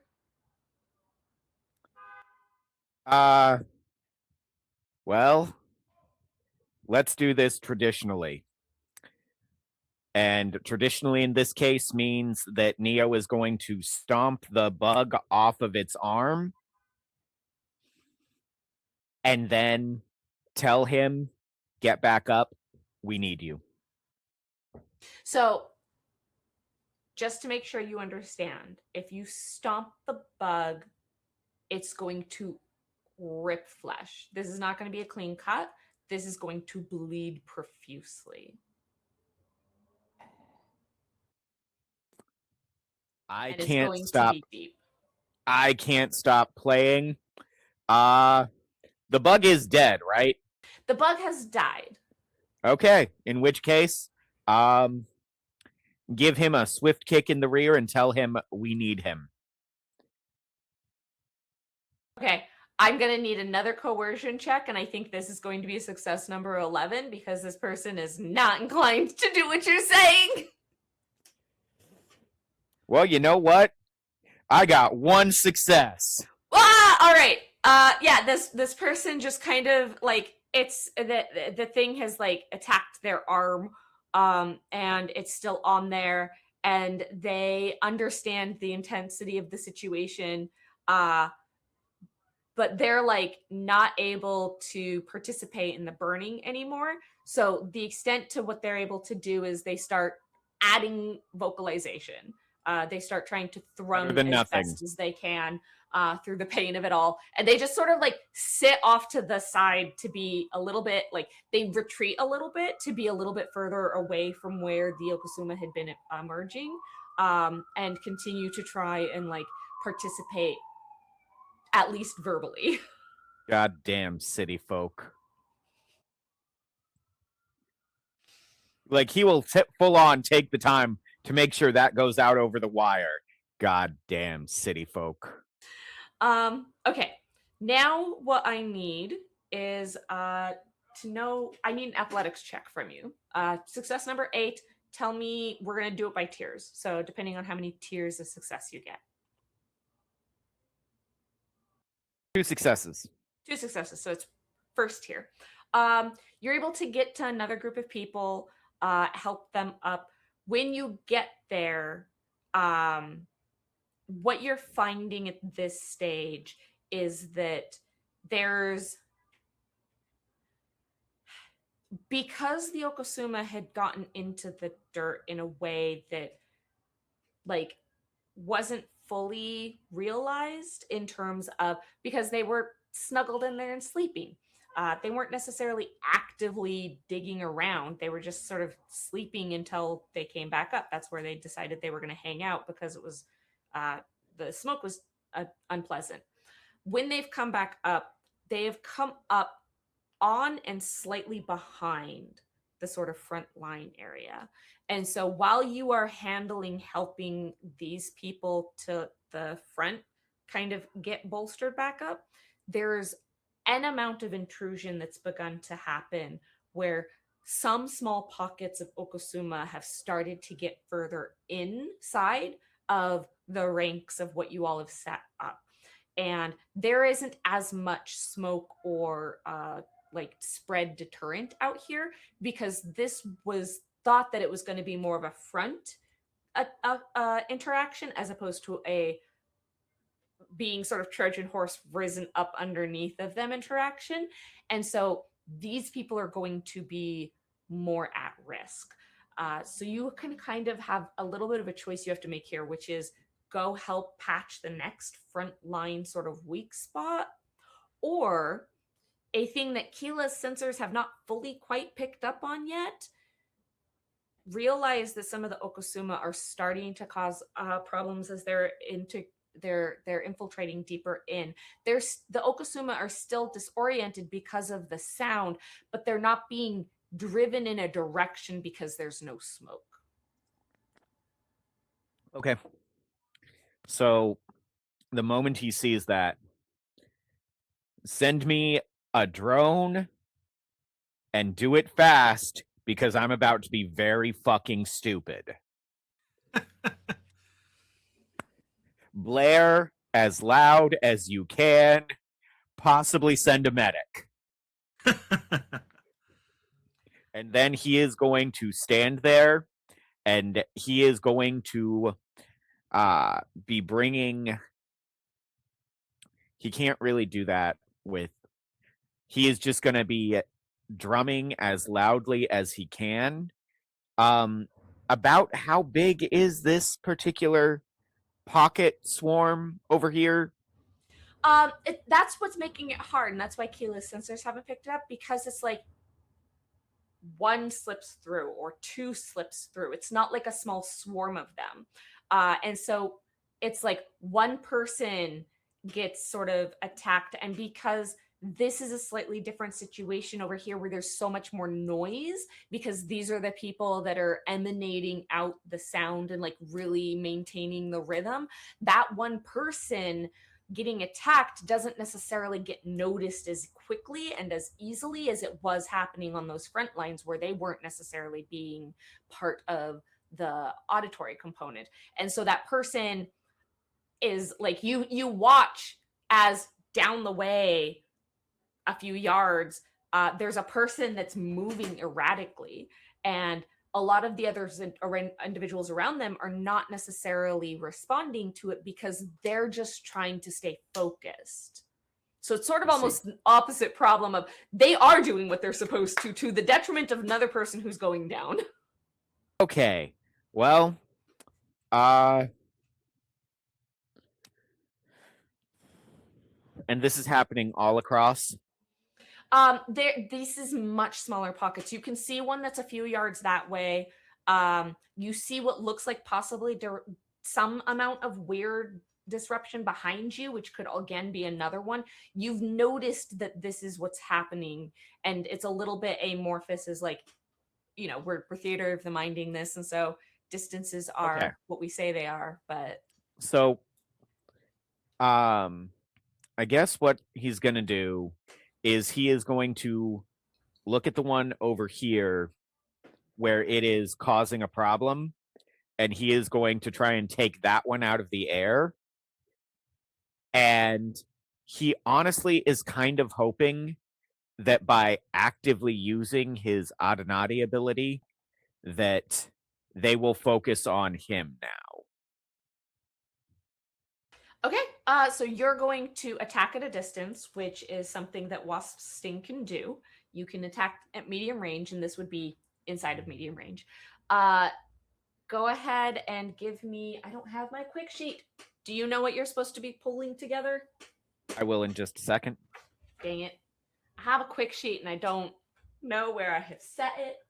It's missing. It's underneath something somewhere. Where is it at? I swear I was prepared. There it is. I got it. Wasp Sting. Spend a point of mind and then create an intelligence and spirit check pool. Intelligence. Target's mental defense. The target's mental defense is a 5. Yes, they are not bright things. No.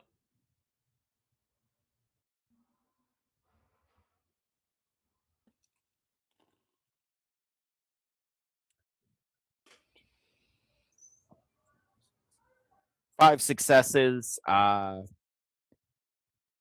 on 5 successes, it takes 4 points of mind and is rendered unconscious. Awesome. So it takes 4 points of mind, and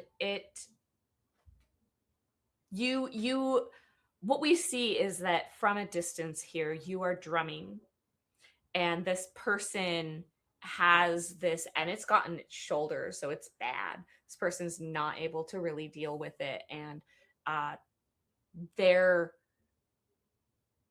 distress is not registering to everyone else around them as they are trying desperately to get this off. And then we watch as it stops moving and the person accidentally rips it off of their own flesh in a panic.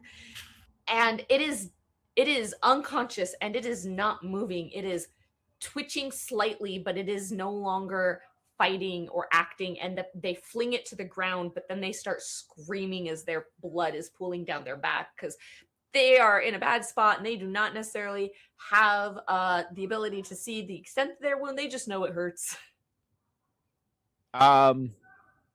Rush over, like check them out of the line and call for the others to move closer to each other and close ranks. Do you try, so are you trying to tell that person to do a thing? It's basically fall back, close ranks. Okay. So you're covering for that person. Yes. Got it. Yeah. The others, I think, are able to sort of like they're focused, and so when you sort of nudge at them to like scooch over, they do so without really breaking focus. It's not and nudging. It's full on kicks. Like no, like the people, right? You're like, Yeah. move it, and they're like, yeah, okay, and they're staying focused in what their work entails. The one who is bleeding has sort of taken a look around and is gonna run for medical attention. They've still Yeah. got the full access of the rest of their body and stuff to them. They're not as disoriented as that other person was, so they are gonna run. They're out. fucking cowards. They're going for medical. I want from you, I think, an investigation check. And your success number is an 11. Well, we'll make it a 10. And this is going to determine how badly these Okasuma are able to sort of bypass you and get deeper into the group. And what's the success number? 10. Okay, well, I'm spending a point of mine to make my 9 a 10, so I have 1 success. 1 success. Great.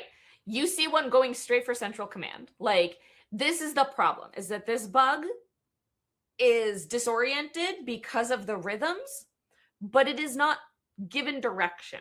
And so it is just kind of ping-ponging around a little bit, and you do see the flash of this purple as it sort of juts up above people's heads, but then dives back down in, and it's headed towards Central Command. That's where Sakana, that's where Nizi, and that's where Kila are. So you are able to clock that one is going that direction. Take it down.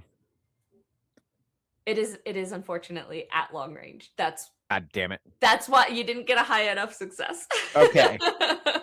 You go to like reach for it and you lose sight of it and you're like, fuck, it's so far away. Are you gonna, In which are you gonna case, head that direction? Nope. They need to take care of it because I'm needed up here.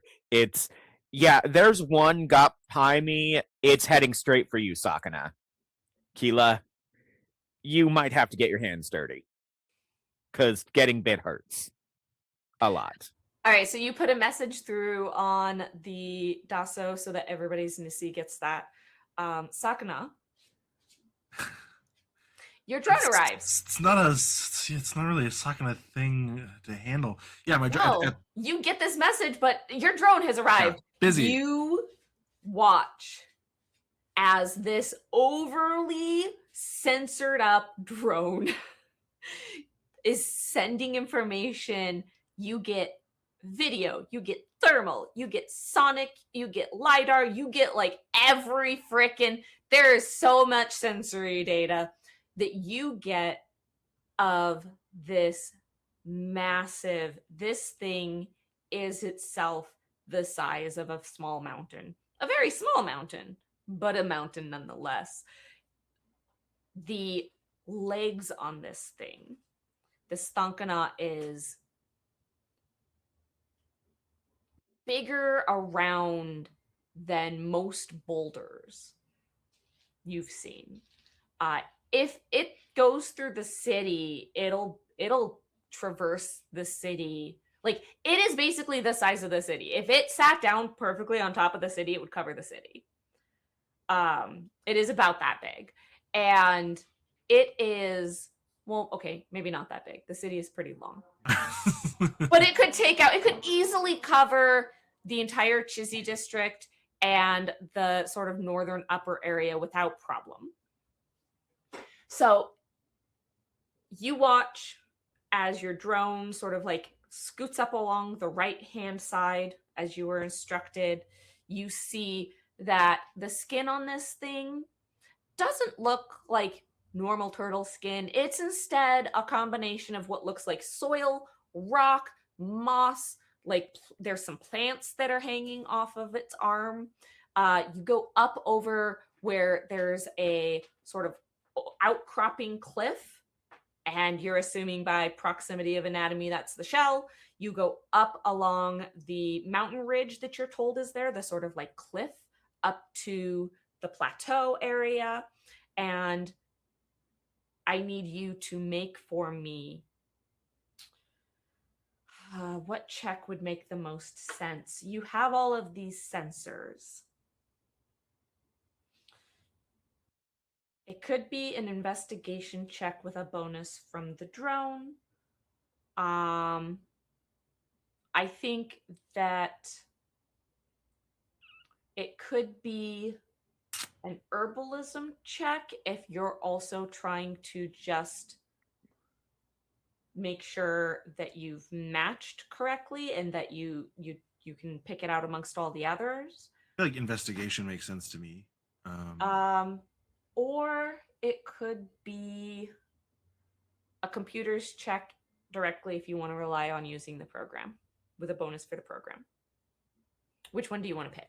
Yeah, I mean, I investigation is my best one, but it also does genuinely make the most sense to me. Okay. That is what we're doing here. So, all right, so it'd be a success number of a 10. We're giving you a bonus because you do have that program that Keela put together before she got swallowed into the dark. Hopefully it gives her back to us. And so that'll bring it down to a 9. thank you, Keela. Do you have anything else that you think would be able to bring that number, or are you good? You're just gonna have to go. Yeah, no, nothing I have that's better than what I already have. So okay, yeah. Then give me a success number of a 9. Let's go. Ooh, oh. Well, those are motions. All right, we're gonna start off by spending 1 for a crit. Okay. I have an 11. Okay, we're looking at 1, 2, 3. Damn. All right, we're currently looking at again 0. 6. I rolled another 3 1s. 3 1s. Jeez. I do have. So I have 3 1s and an 11, and I pushed that up to a crit, and I got a 9. So I'm at a flat 0 right now. Okay. I have 1 more 8, and I will push that to a 9 just so that I have 1 success. 1 success. And I will stop there. Okay. With that 1 success, you are able to find the area you need for searching. You're not going to get it this turn, but you found where you need to begin searching, and so you've slowed down the drone and you're kind of like getting down in there, possibly even stopping the flying component, and you're like rolling around on the ground to be able to like interact with and get through and look for. I think that you may have been able to find it because you found some immature ones, because they still have Adenade in them, and that like has a little bit of a shine to it, and so you were able to find them, but now you need to find the ones that have matured. So that's going to take a little bit. Meanwhile, you're still in sort of a bouncy castle where the floor is slowly, rhythmically adjusting, what's the word I'm looking for? Vibrating with a level of vibration that is getting more intense. Like it was sort of like a lazy lift and drop before. Now it's becoming a little bit sharper as the strength of that is propagating through, and it's you're not hitting the like weakened out gentle edges, like you're hitting the stronger portions of the wave, so like it's starting to be a little bit more jarring. The Mobimatsu themselves have also gotten back to their group. You know this, that there are 7 male Mobimatsu escorts in total. So you have 1 who has stayed at their post at the river, and then there are 6 that are now here around the Thankamakasi, and you are able to, yes, undulating earth. You are able to, through Nizzy, through some of the pattern matching, you are able to get the sense that there is an attempt to make the Thankamakasi stop. It's not going well. They're not it's not listening to them. They'd already kind of explained this, that it goes where it wants. But they're trying. They really are. They're trying to slow it down. They're trying to turn it. It doesn't seem to notice or bother or care.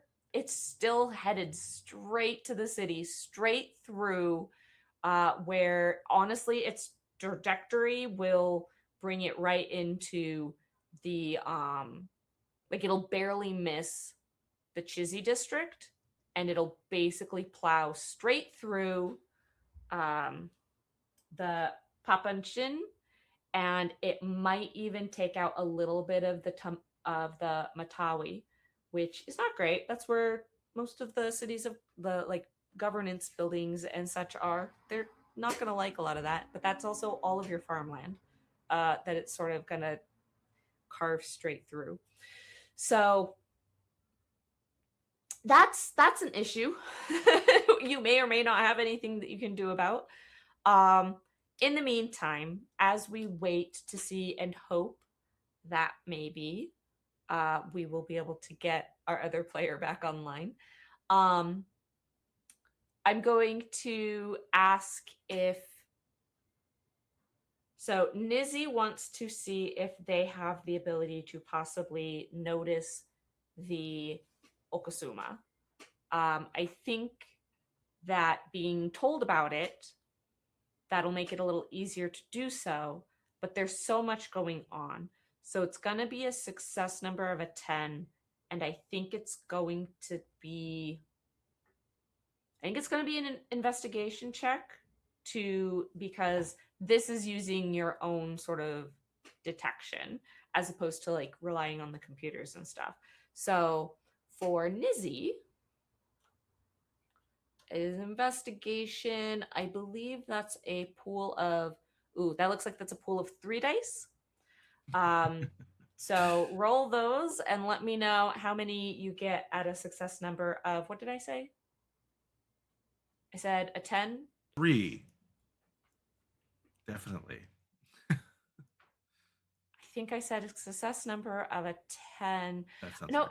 I think it'd be a 9 because you know to be looking for it. Well, no, it'd go back up to being a 10 because it's so chaotic. Yes, okay, 10. I just redid all of the math in my head that I did earlier. Okay, so we've got a 7, a 6, and a 4. Okay, we'll get a boost of, if you do 2 mind, that 7 will hit at least 1 success.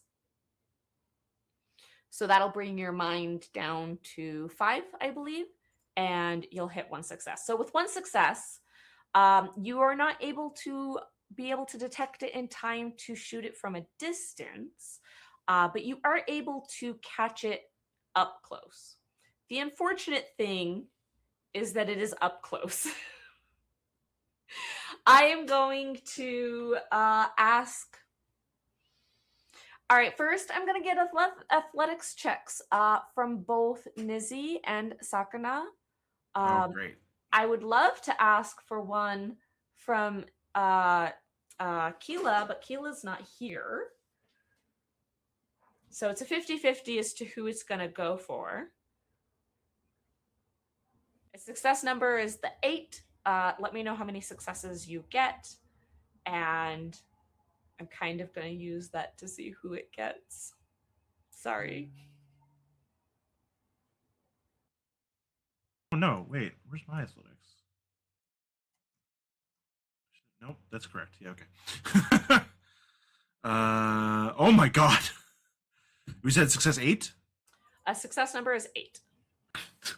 I have 3 successes on 3 dice. 3 successes. Oh, and it looks like on 2. It looks like Nizzy also got 2 successes on 2 dice. So you guys maxed We out your both did successes. so good. But also you unfortunately it's going to go for one of you, and the one it's going to go for is Nizzy. Nizzy, I hate to do this because you're not directly on stream, but I do think I have your correct stats. So we've got a body of 6. That is your defense. Going to do the 4 dice to attack. What did I say? A 6? Oh shit, this is bad. All 4 of those dice hit. None of them are crits, but all 4 of them hit. Now, you have a body of 8. That's going to be 4 points of body damage, but you also have a soul of 8.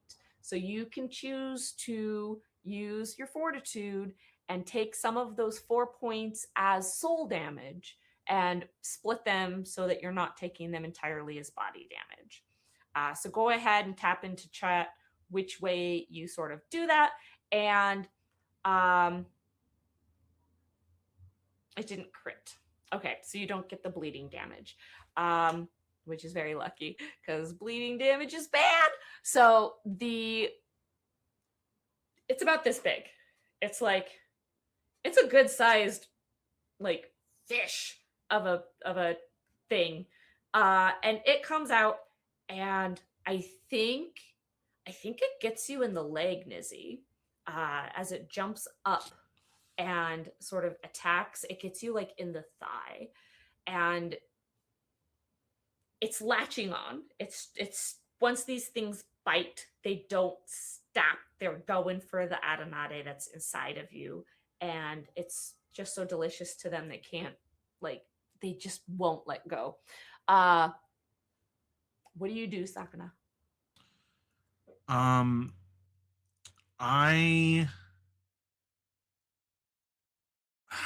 mean, how much can I? How able am I in this moment to multitask? To handle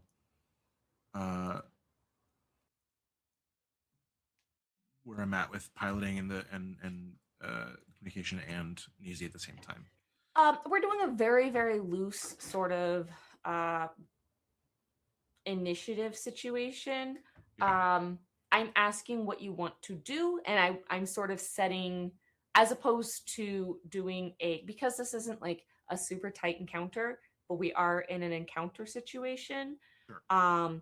We're doing sort of that, but I'm essentially setting that, okay, depending on what you want to do, you might be rolling really hard Sure. checks to be able to pull it off. So just tell me what you want to do, and I'm sort of adjusting that to act around it. Yeah, I don't want to abandon my friend, but I do. There's one very important priority to focus on, and also Neasy has shown to be actually quite competent with this kind of physical, surprisingly competent. Yeah, really kicked ass when we went hunting, and I think Sakana is like they understand. With this, we need to big freaking problem coming our way.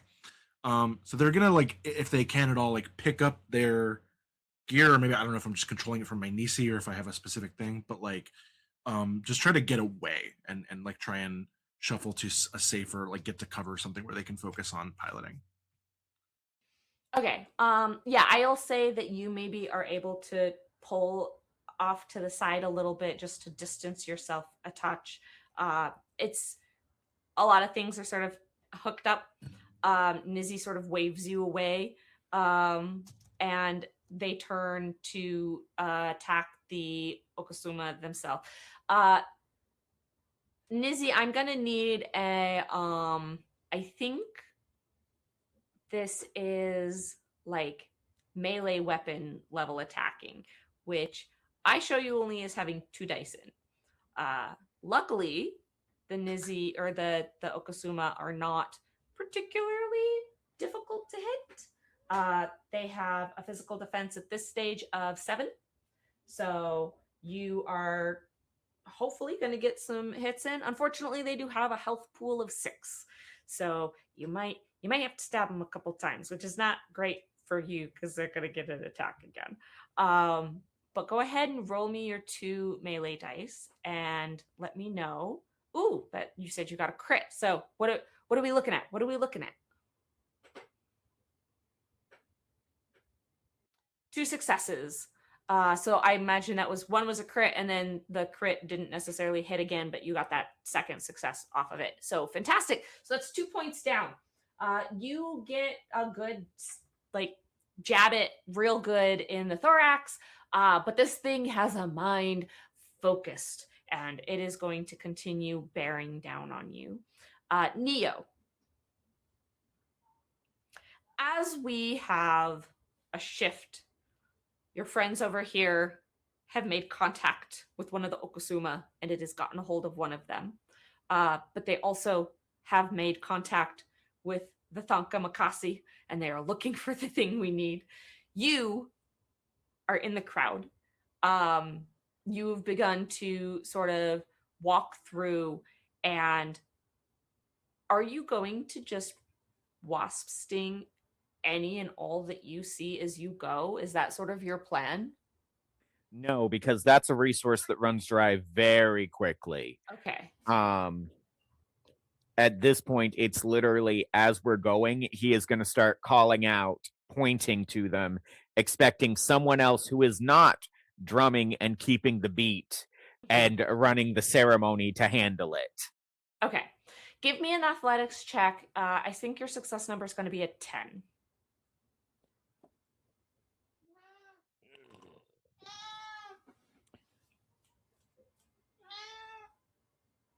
Three successes. 3 successes. All right. So you are not surprised when one of these Okasuma does come up upon you. That means it is only going to do a normal attack as opposed to a strong attack. Oh, what's your physical defense number again? It's 7. Cool. So I rolled an 8 and an 8, but then I rolled a 1 and a 1. This thing finds you, but in its confusion, especially because you're drumming, you're the source of the confusion. It like bounces sideways off of like your face.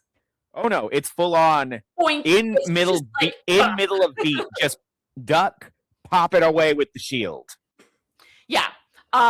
It smells you.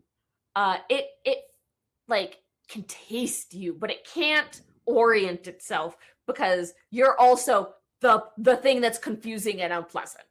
I think you Confusing watch. is unpleasant is my middle name. All right, let me make another roll here real quick. Damn it! I knew the pun would come back to bite me. Do that. I'm gonna do that. That will be. All right. So that's. What did I say there? Okay. You watch as the one that was there kind of as it's flying to try and reorient itself. It spits up like a wad of black goop as if and like jitters a little bit. And then sort of like tries to is flying to try and like get away.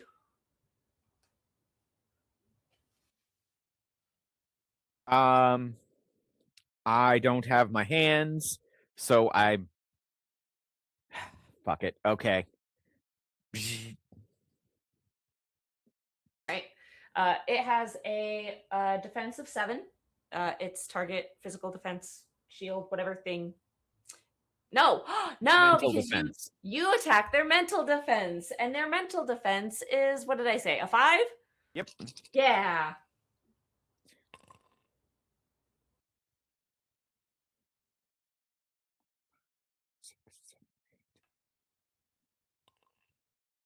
Nine successes. You obliterate this thing. You like get into the rhythm of it, and you turn and you look. Describe to me sort of like how this goes for you. So I pop it away with the shield, and I reach for the knife only to strike the drum with the thing because fuck. And it is just a moment of purest outrage as you stupid bug. And it's just a scream, except it's when it comes out of his mouth, it sounds like a coyote's howl, and the bug drops, curls, and liquefies.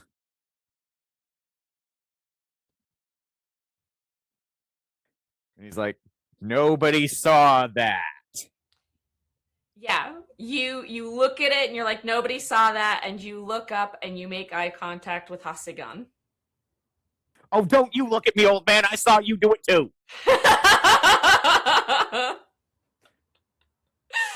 All right.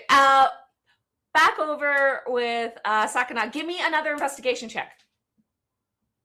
All right, this time it's going to be super good. I'm going to roll amazing, and I'm never It's going gonna to be so roll good. one ever again in my life. Okay, It's well, that actually worked. it is going to be a little easier too because you found the general location. Great. So now you're just doing the matching. So overarchingly, your success number is an 8. Splendid. Then Would I you get have bonus? 3 successes, and I will just take that. You get 3 successes. So this is what you find. You find 2 of these plants. If you keep searching, you might be able to find more. If you take these 2, like your situation has gotten, I wouldn't call it dire maybe, but like it's not ideal. You know that with 2 of these plants, you would possibly be able to get them back quickly because you could grab them now, bring them back, and you could try to burn them in such a way to increase their smokability so that you can create that push from the center point outward. But you've only got 2 plants. And so that's going to be a little bit tricky to pull off to do that because you have to burn them in the way that maximizes their smoke. Yeah. Or you take a little longer and try to find enough plants that you will for sure be able to get enough smoke. It's just that these things are eating your friend right across from you, so they're breaking through. Yeah, I think Sakana is definitely a measure twice, cut once type of person. And if everyone survives today with some missing chunks of flesh, that will be better than the entire city being destroyed. So we will stick it out and make sure we have enough of a supply to get it right the first time because we don't have a second time. Awesome. All right. So you grab these 2, like you've got little like robot scissors that snip them up and then pick them up and pull them into the inside where they're nice and safe. And you will be able to get another set to start coming back after this next round. In the meantime, Nizzy, this bug is still alive. So I'm going to need from you another attack as it also is attacking you. Now, the unfortunate thing is that since it's already got you, it starts its next attack with a crit die. And the problem is that on the crit die, if the crit die succeeds your physical success or your physical defense, it inflicts a bleed status. And that's not good because bleed means you continue to take damage every turn. So I'm going to roll. You're also going to roll. So roll yours. All right. Your physical defense is, what did I say it was? I saw it over here. 6. It's a 6.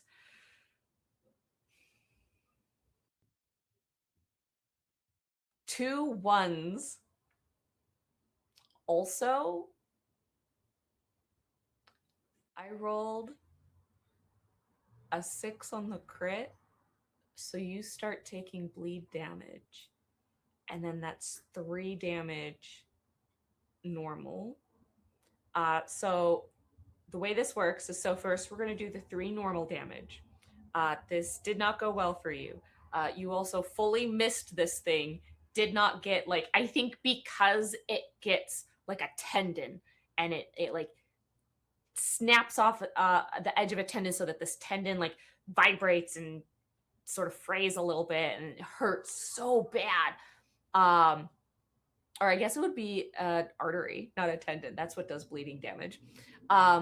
You are just, there's so much gushing blood, and I think that with the way that surprises you, you miss, so that you end up unfortunately not causing any damage to it.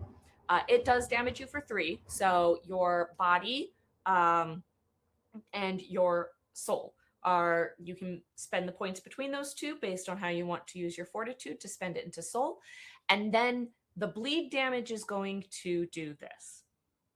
Each time your turn comes around again, you take 1 point automatically. You get the chance to make a endurance check. Let me double check. What is the endurance based off of?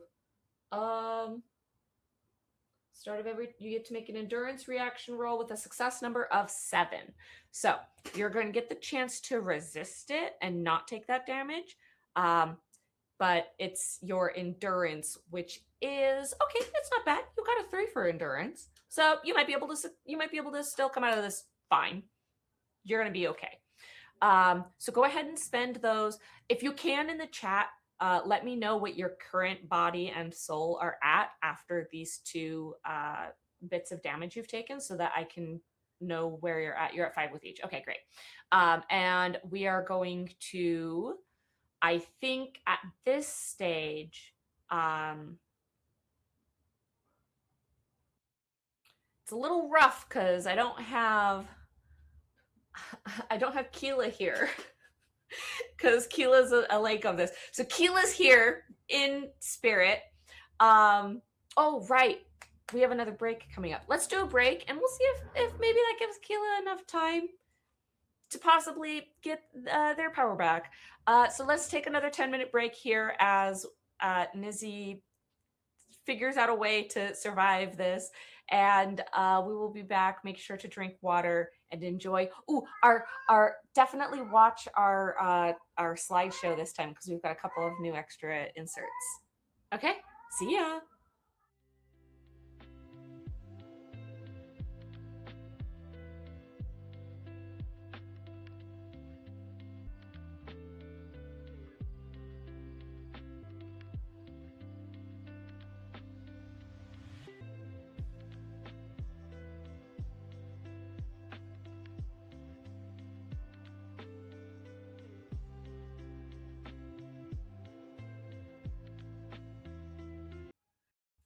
Yay! Okay, after 3 times skips, and our our players are starting to be changed by the bug bites. We have returned.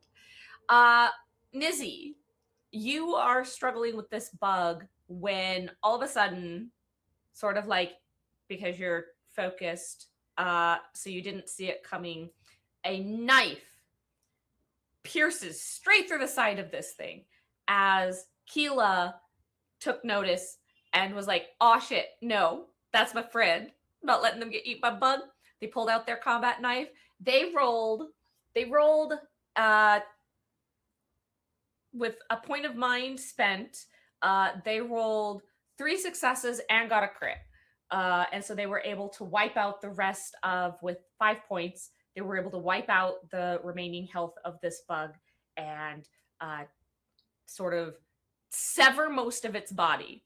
Now, Nizzy, you have an interesting conundrum. This thing has bit you kind of in the thigh. You are bleeding. Even with it having been killed, that bleed is still damage that you have sustained.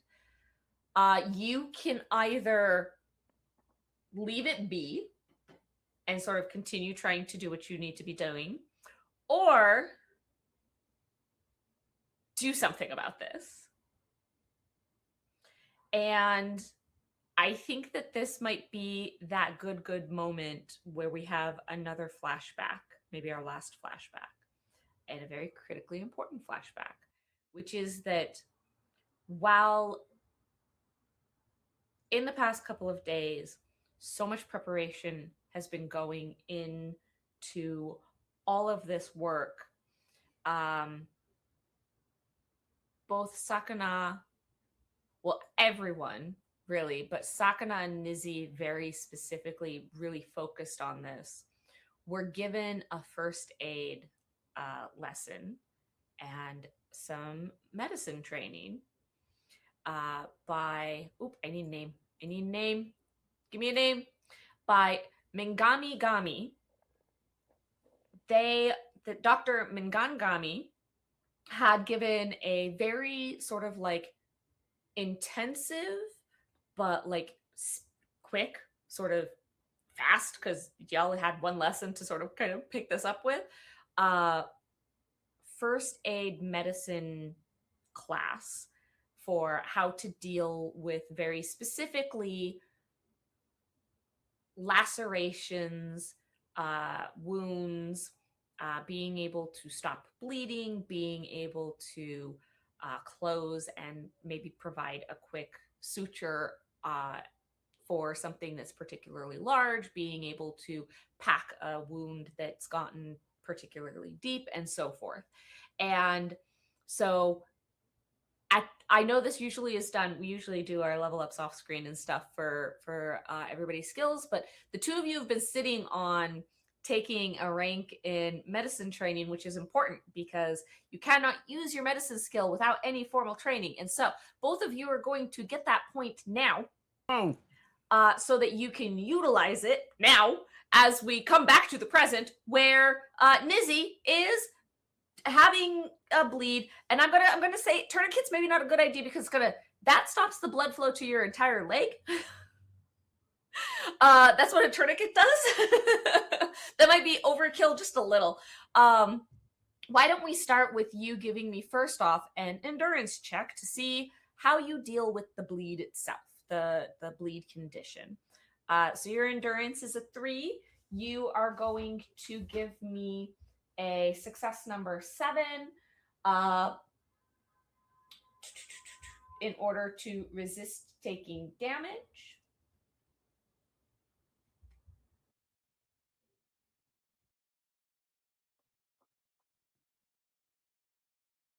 To stop it, you just have to do a first aid check.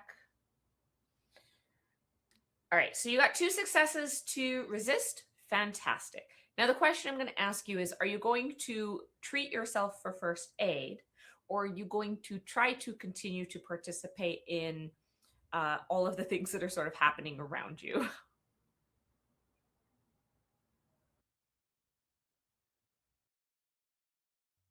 Wonderful. All right. Yeah, because that bleed doesn't stop until you get a first aid check. So the first aid check is boop, boop, boop, boop. Making the first check is the bleeding one. The success number increases by 2. So your first aid check is going to be a success number of 10. But you get to use your newly unlocked medicine skill for first aid, which switches it over. So let me see. It's either intelligence or wisdom, whichever is higher for you. Which is intelligence. That's a 5. And then add 1 to that for the rank. That's 6. So give me roll 6 and tell me 10 or higher.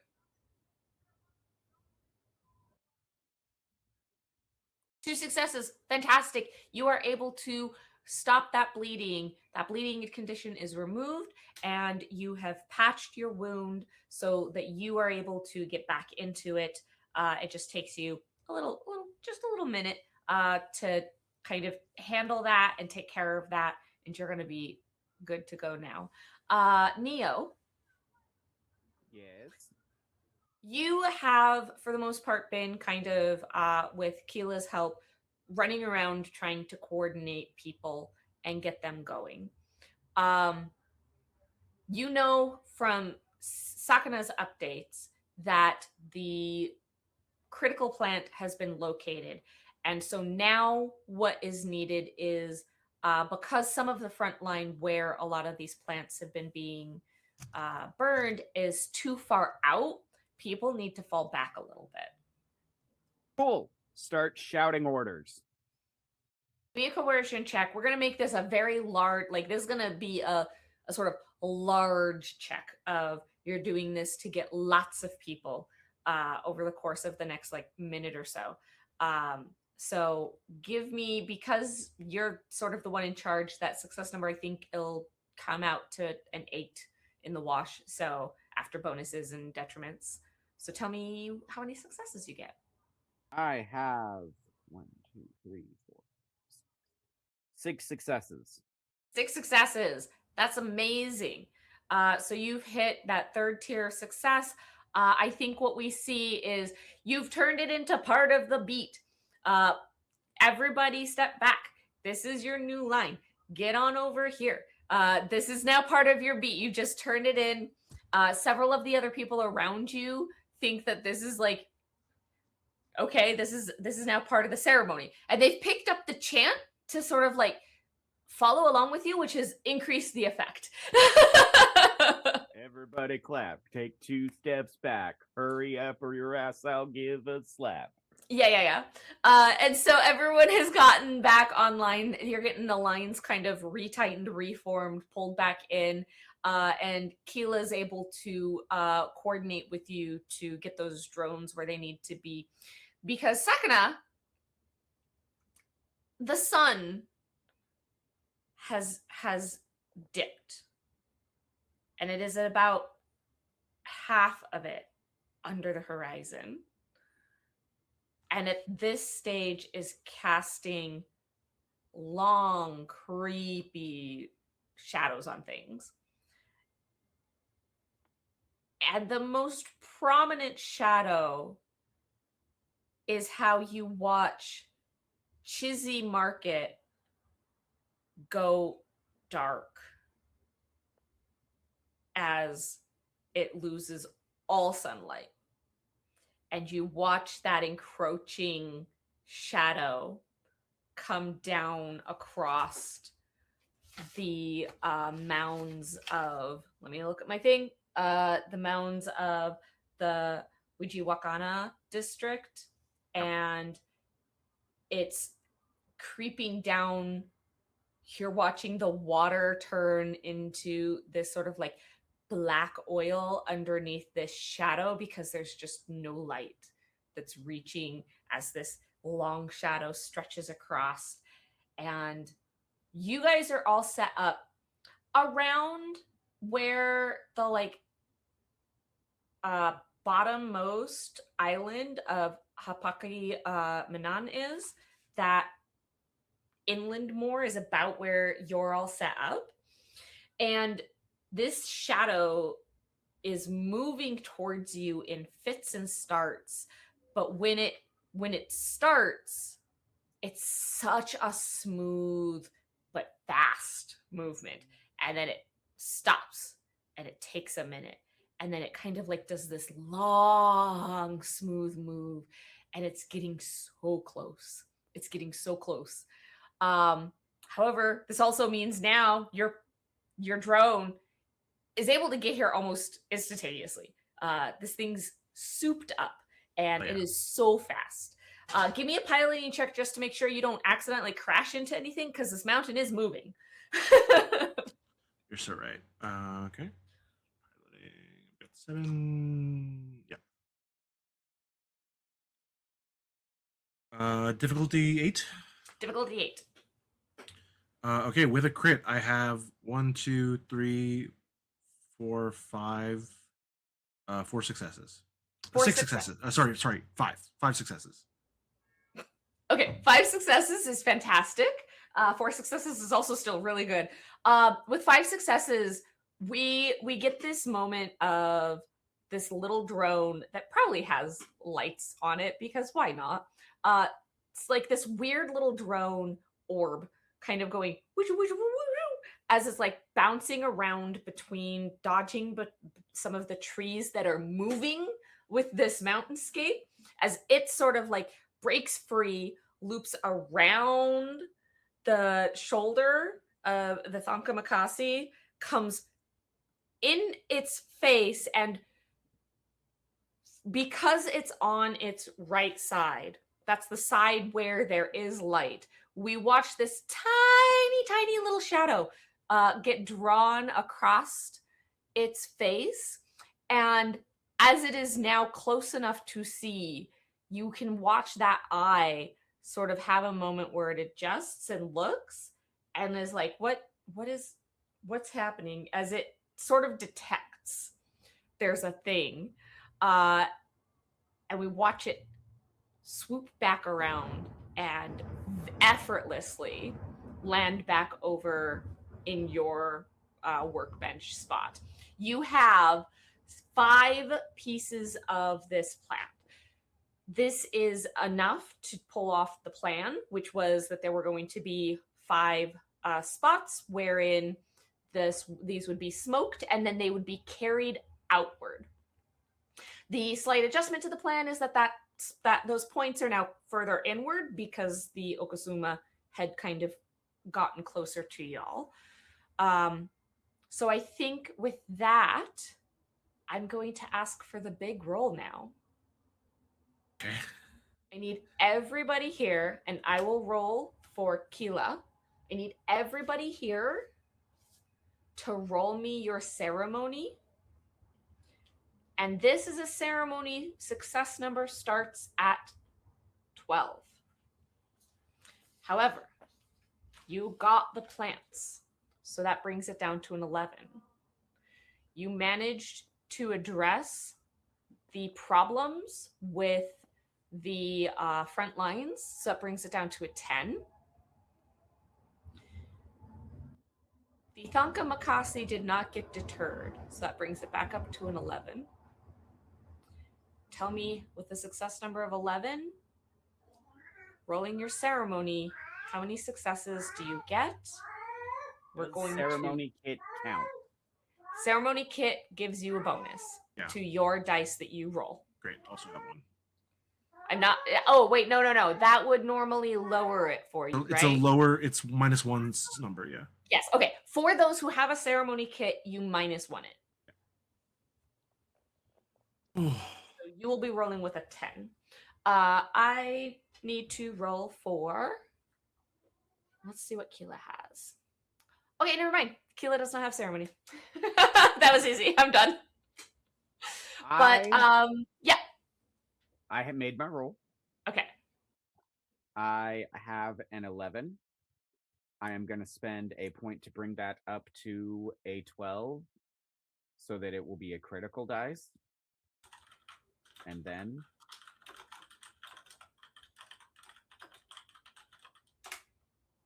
that's a 9.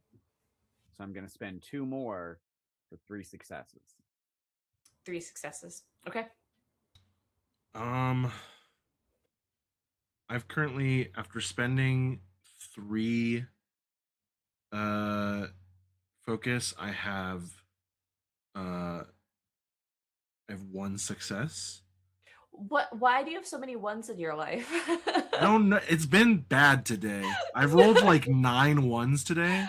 It's so bad. On all my dice.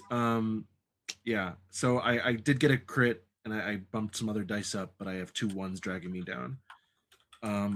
I could push for more, but ultimately, I'm gonna stay in that. Like, I would have to spend. I don't have enough to spend to get past 2 successes, so I think I'm gonna stay at 1. Okay, so you have 1 success. 1 success. Okay, and Neo has 3 successes. And Nizzy, and so Keela has no successes. They have no ceremony. And Nizzy has 2 successes. So in total, that averages out to 2 successes each. That is not quite enough to hit the second tier. Is there anything anyone wants to try and pull out as a Hail Mary Otherwise, while you are going to get the Okosuma pushed back, some bad shit's still going to happen because you didn't hit that second tier. What's Hasingan doing?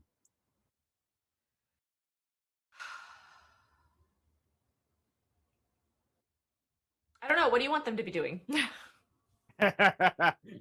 What do I want them to be doing? Rolling ceremony. What does Neo want them to be doing? Bursting into flames and apologizing. You know what? I'm gonna give you 2 more dice to roll because your uncle's here. Roll 2 dice. Can I make So- them crit dice? No. Just for fun. So if I'm at 1 success, if I got up to 3, would that be?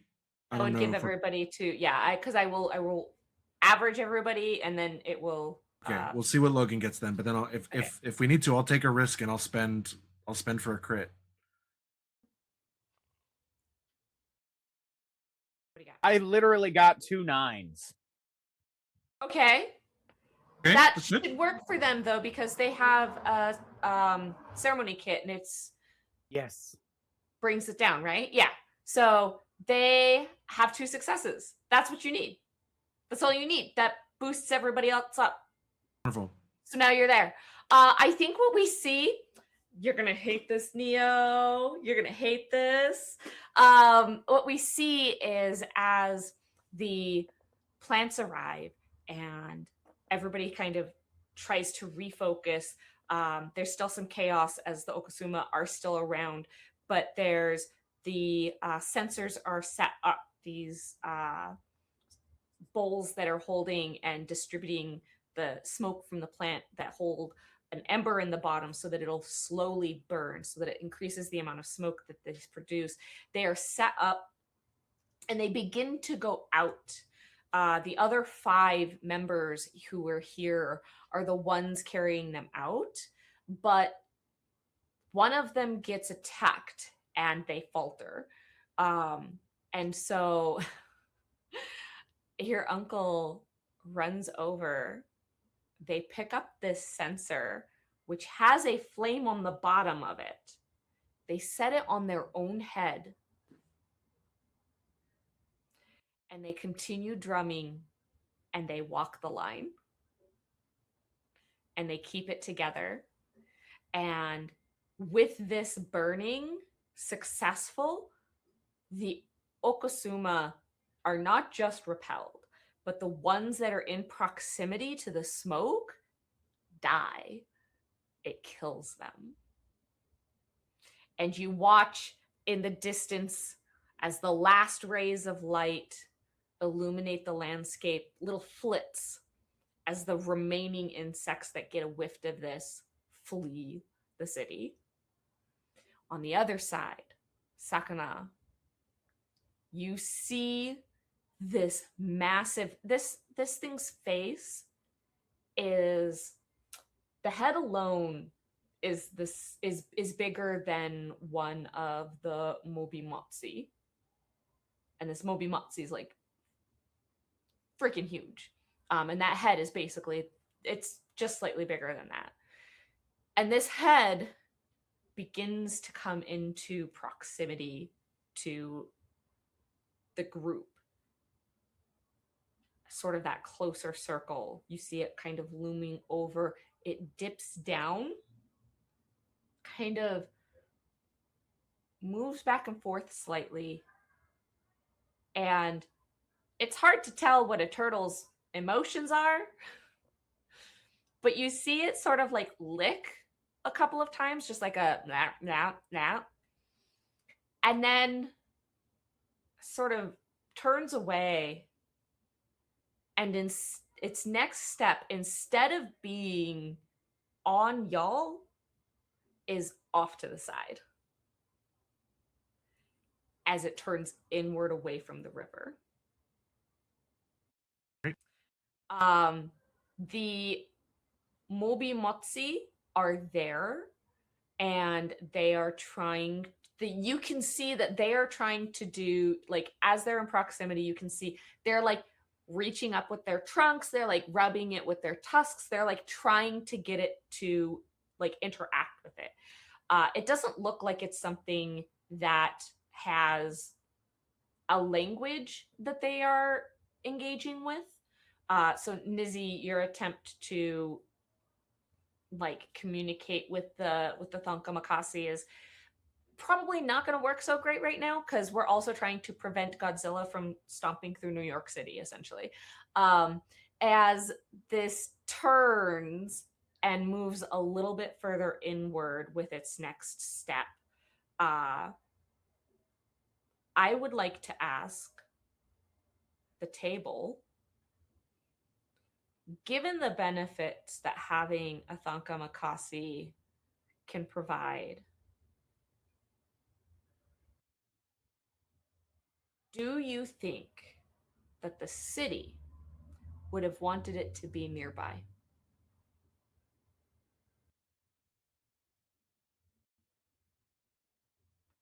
I'm going to ask you all, what kind of world are we living in?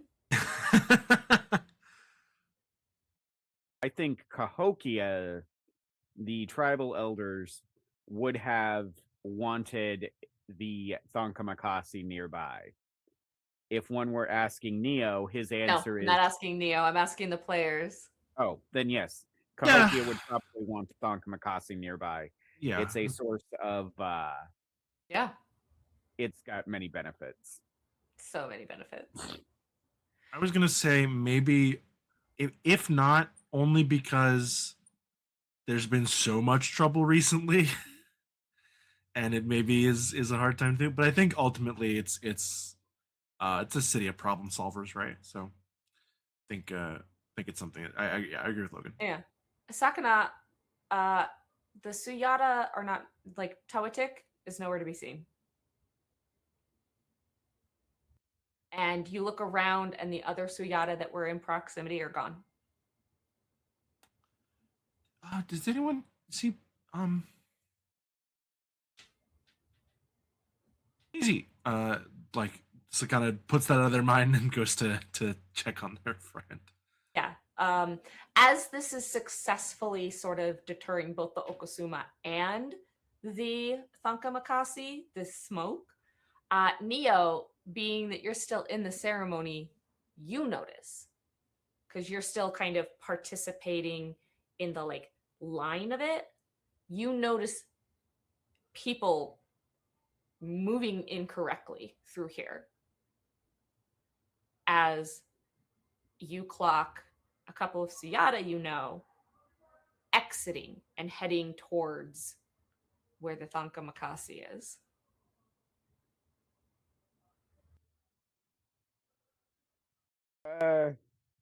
Anyone who's good with computers wanna maybe put an eye on the government officials scarily walking towards where the big turtle is hiding? All three of us just turn into our nieces and start checking. We have a thing for this. I mean, we did this last time, right? We have a little program for kind of tracking. Well, you have a program for tracking them, yeah. Go ahead and give me just I'll have you roll it, Sakana, and you'll roll it with an additional 2 dice as bonus from both Nizzy and Keela. Success numbers a 9. Is this You just got that computers program. or programming or investigation? Just or... use computers because you have the programming already. It's calculated in that, like, they would have it at an 11, but you've got the program that can track them, and you've done this before, so it's a 9. Stop rolling ones. No, that was pretty good. I did roll a 1, but I have some good dice. I'm gonna start with a crit, and I'll spend 2 focus total to get up to 3 successes. With 3 successes, you're able to get a drone on them.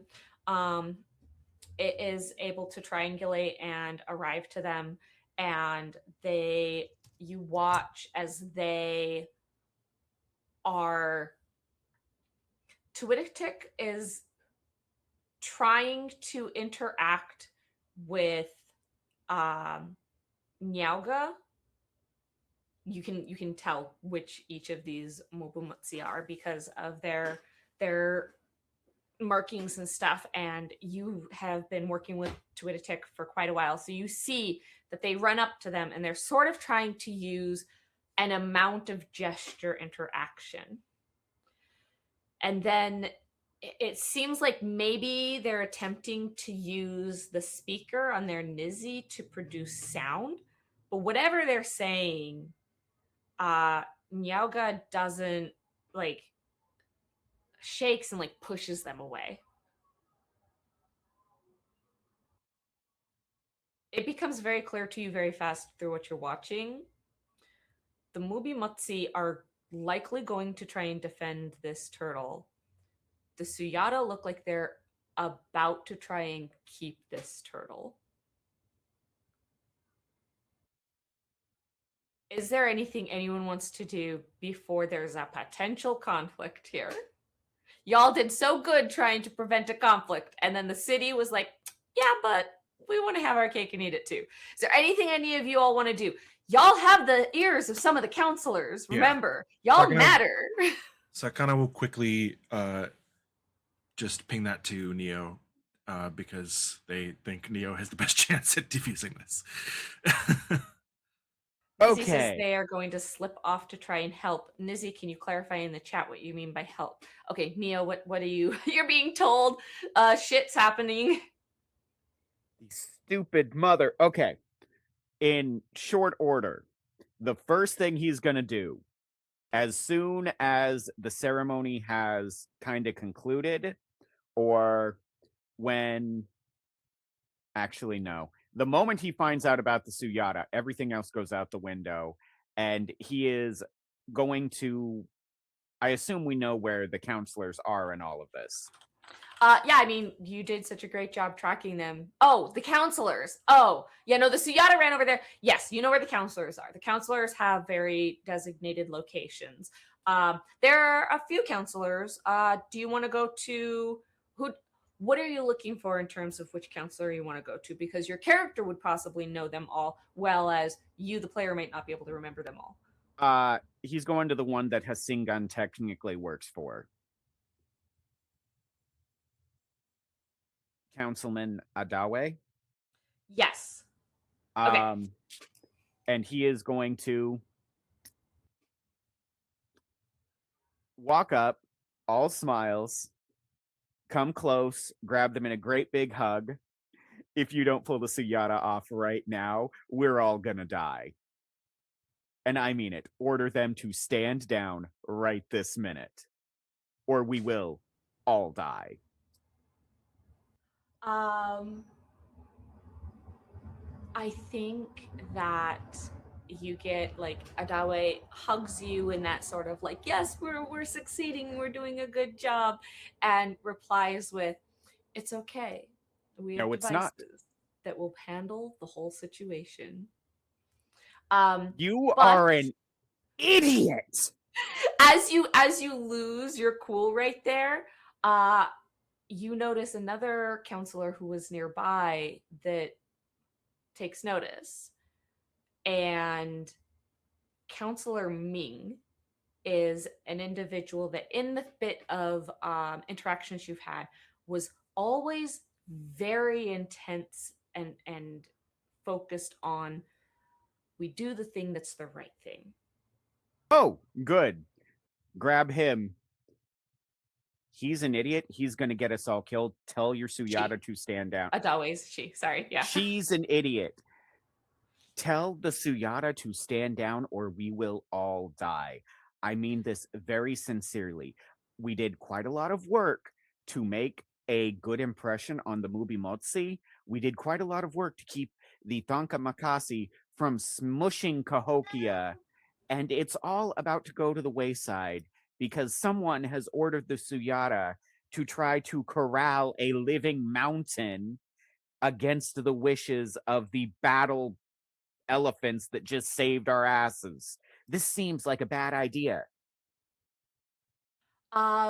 Yeah, you watch as Ming is confused, is about to ask you what you're talking about. As you continue to explain, they furrow their brow. They glance over at Adawe. They look at you, kind of squint, and they turn to Adawe and they go, what have you done? Less blaming, more fixing. and they go to their Nizzy and they're doing something.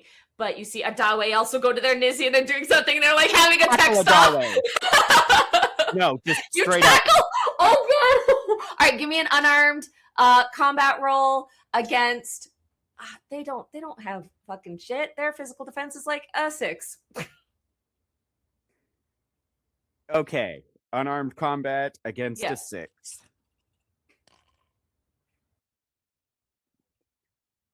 Three. Okay. As that's happening, we sort of like get a weird zoom effect to see that as the Thunka Makasi has taken another step away, and like the steps of this thing are like small tremors, like proper shaking the ground tremors of an earthquake at this proximity. And we watch as Nizzy comes sprinting in, breathing exhausted, but that's fine. They don't need their throat voice. They come sprinting in and they use their Nizzy with a speaker that they've brought with them to try and diffuse the situation. Nizzy, I'm going to need from you a coercion check, actually. So if you could give me, that is unfortunately a 2. And sadly, your success number is a 10, because this is not the best situation to have found yourself in. Although, actually, we'll make it a 9, because Neo did succeed on that tackle. So the Suyata will be getting a confusing array of messages here very shortly. A confusing set of orders that are contradicting themselves. So give me those 2 dice, success number 9 or higher. And we'll find out how this goes in terms of being another diplomatic encounter.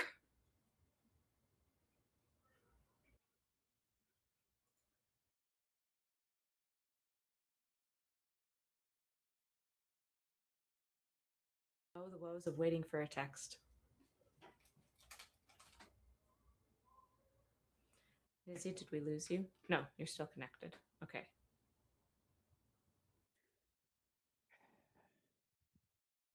I'm going to roll for you if you can't roll for some reason, because it's taking a minute. So, okay, no reply. You rolled a 4 and an 11. Do you want to spend a point to make that 11 a crit? Oh, you did a crit, and a 9. Okay. So that's going to be 1, 2, 3, 4, 5 successes? Right? Yeah. So with that, you are able to keep the Mobomutsi from retaliating, as, again, everything was gestures, right? It was the Suyata were sort of trying to use the same languaging thing, but they did not bring, they didn't think ahead. They were being stupid. And so the Mobimotsi weren't super clear on what was happening, and they were starting to get irritated, but they, with Nizzy showing up and being able to provide a couple of very well-timed words, such as stop, and sort of like continue at proper timing, they are able to keep the Mobomotsi from feeling like they are under attack, as the Suyata then also are like checking their heads up displays and looking at each other and conferring and trying to figure out what the deal is, as the Thunka Makasi takes another step away. I think we're going to call it there. The next morning, everybody wakes up and your town, your city, is intact. Hang on. Shocker. Before that ends, assuming Neo does not get arrested for tackling a counselor. Well, I was gonna start dictating where everybody was waking up, but go ahead. Even so, before he gets hauled off, the one thing he makes sure to do is to start shouting 3 cheers for Hshingan. Okay. Nice. Give me a charm. I'm gonna say your success number is a 10 just because you're doing it while now, like, at this very last moment being kind of, like, the Suyata aren't the ones arresting you. It's gonna be, like, local, legal enforcement, but 6 successes. so, yeah, everybody picks it up, especially as, several people saw Hasigan do that critical point of, like, keeping the beat going because they were one of the ones with the beat, but also carrying the sensor on their head. You are able to get that going easily. As I think we get that picture of Hasigan watching, like looking at the chanting crowd and then making eye contact with you as you're hauled away by the law enforcement. And he goes, again?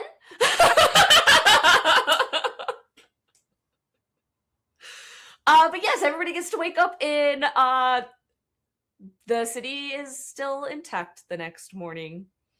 So think about what you want to do with the rest of your lives for next session, because we're probably going to do a little bit of a time jump. So consider that. Think about that. That's a long time. Such a long time. It's going to be such a huge time jump, y'all. Speak for yourself. Neo, you have to spend a little bit of time in jail. So we're going to time skip some things. But yeah, we will be back in like a week. So you've got a little bit of time to figure it out. We'll see you next time on Neon Black. Toxa.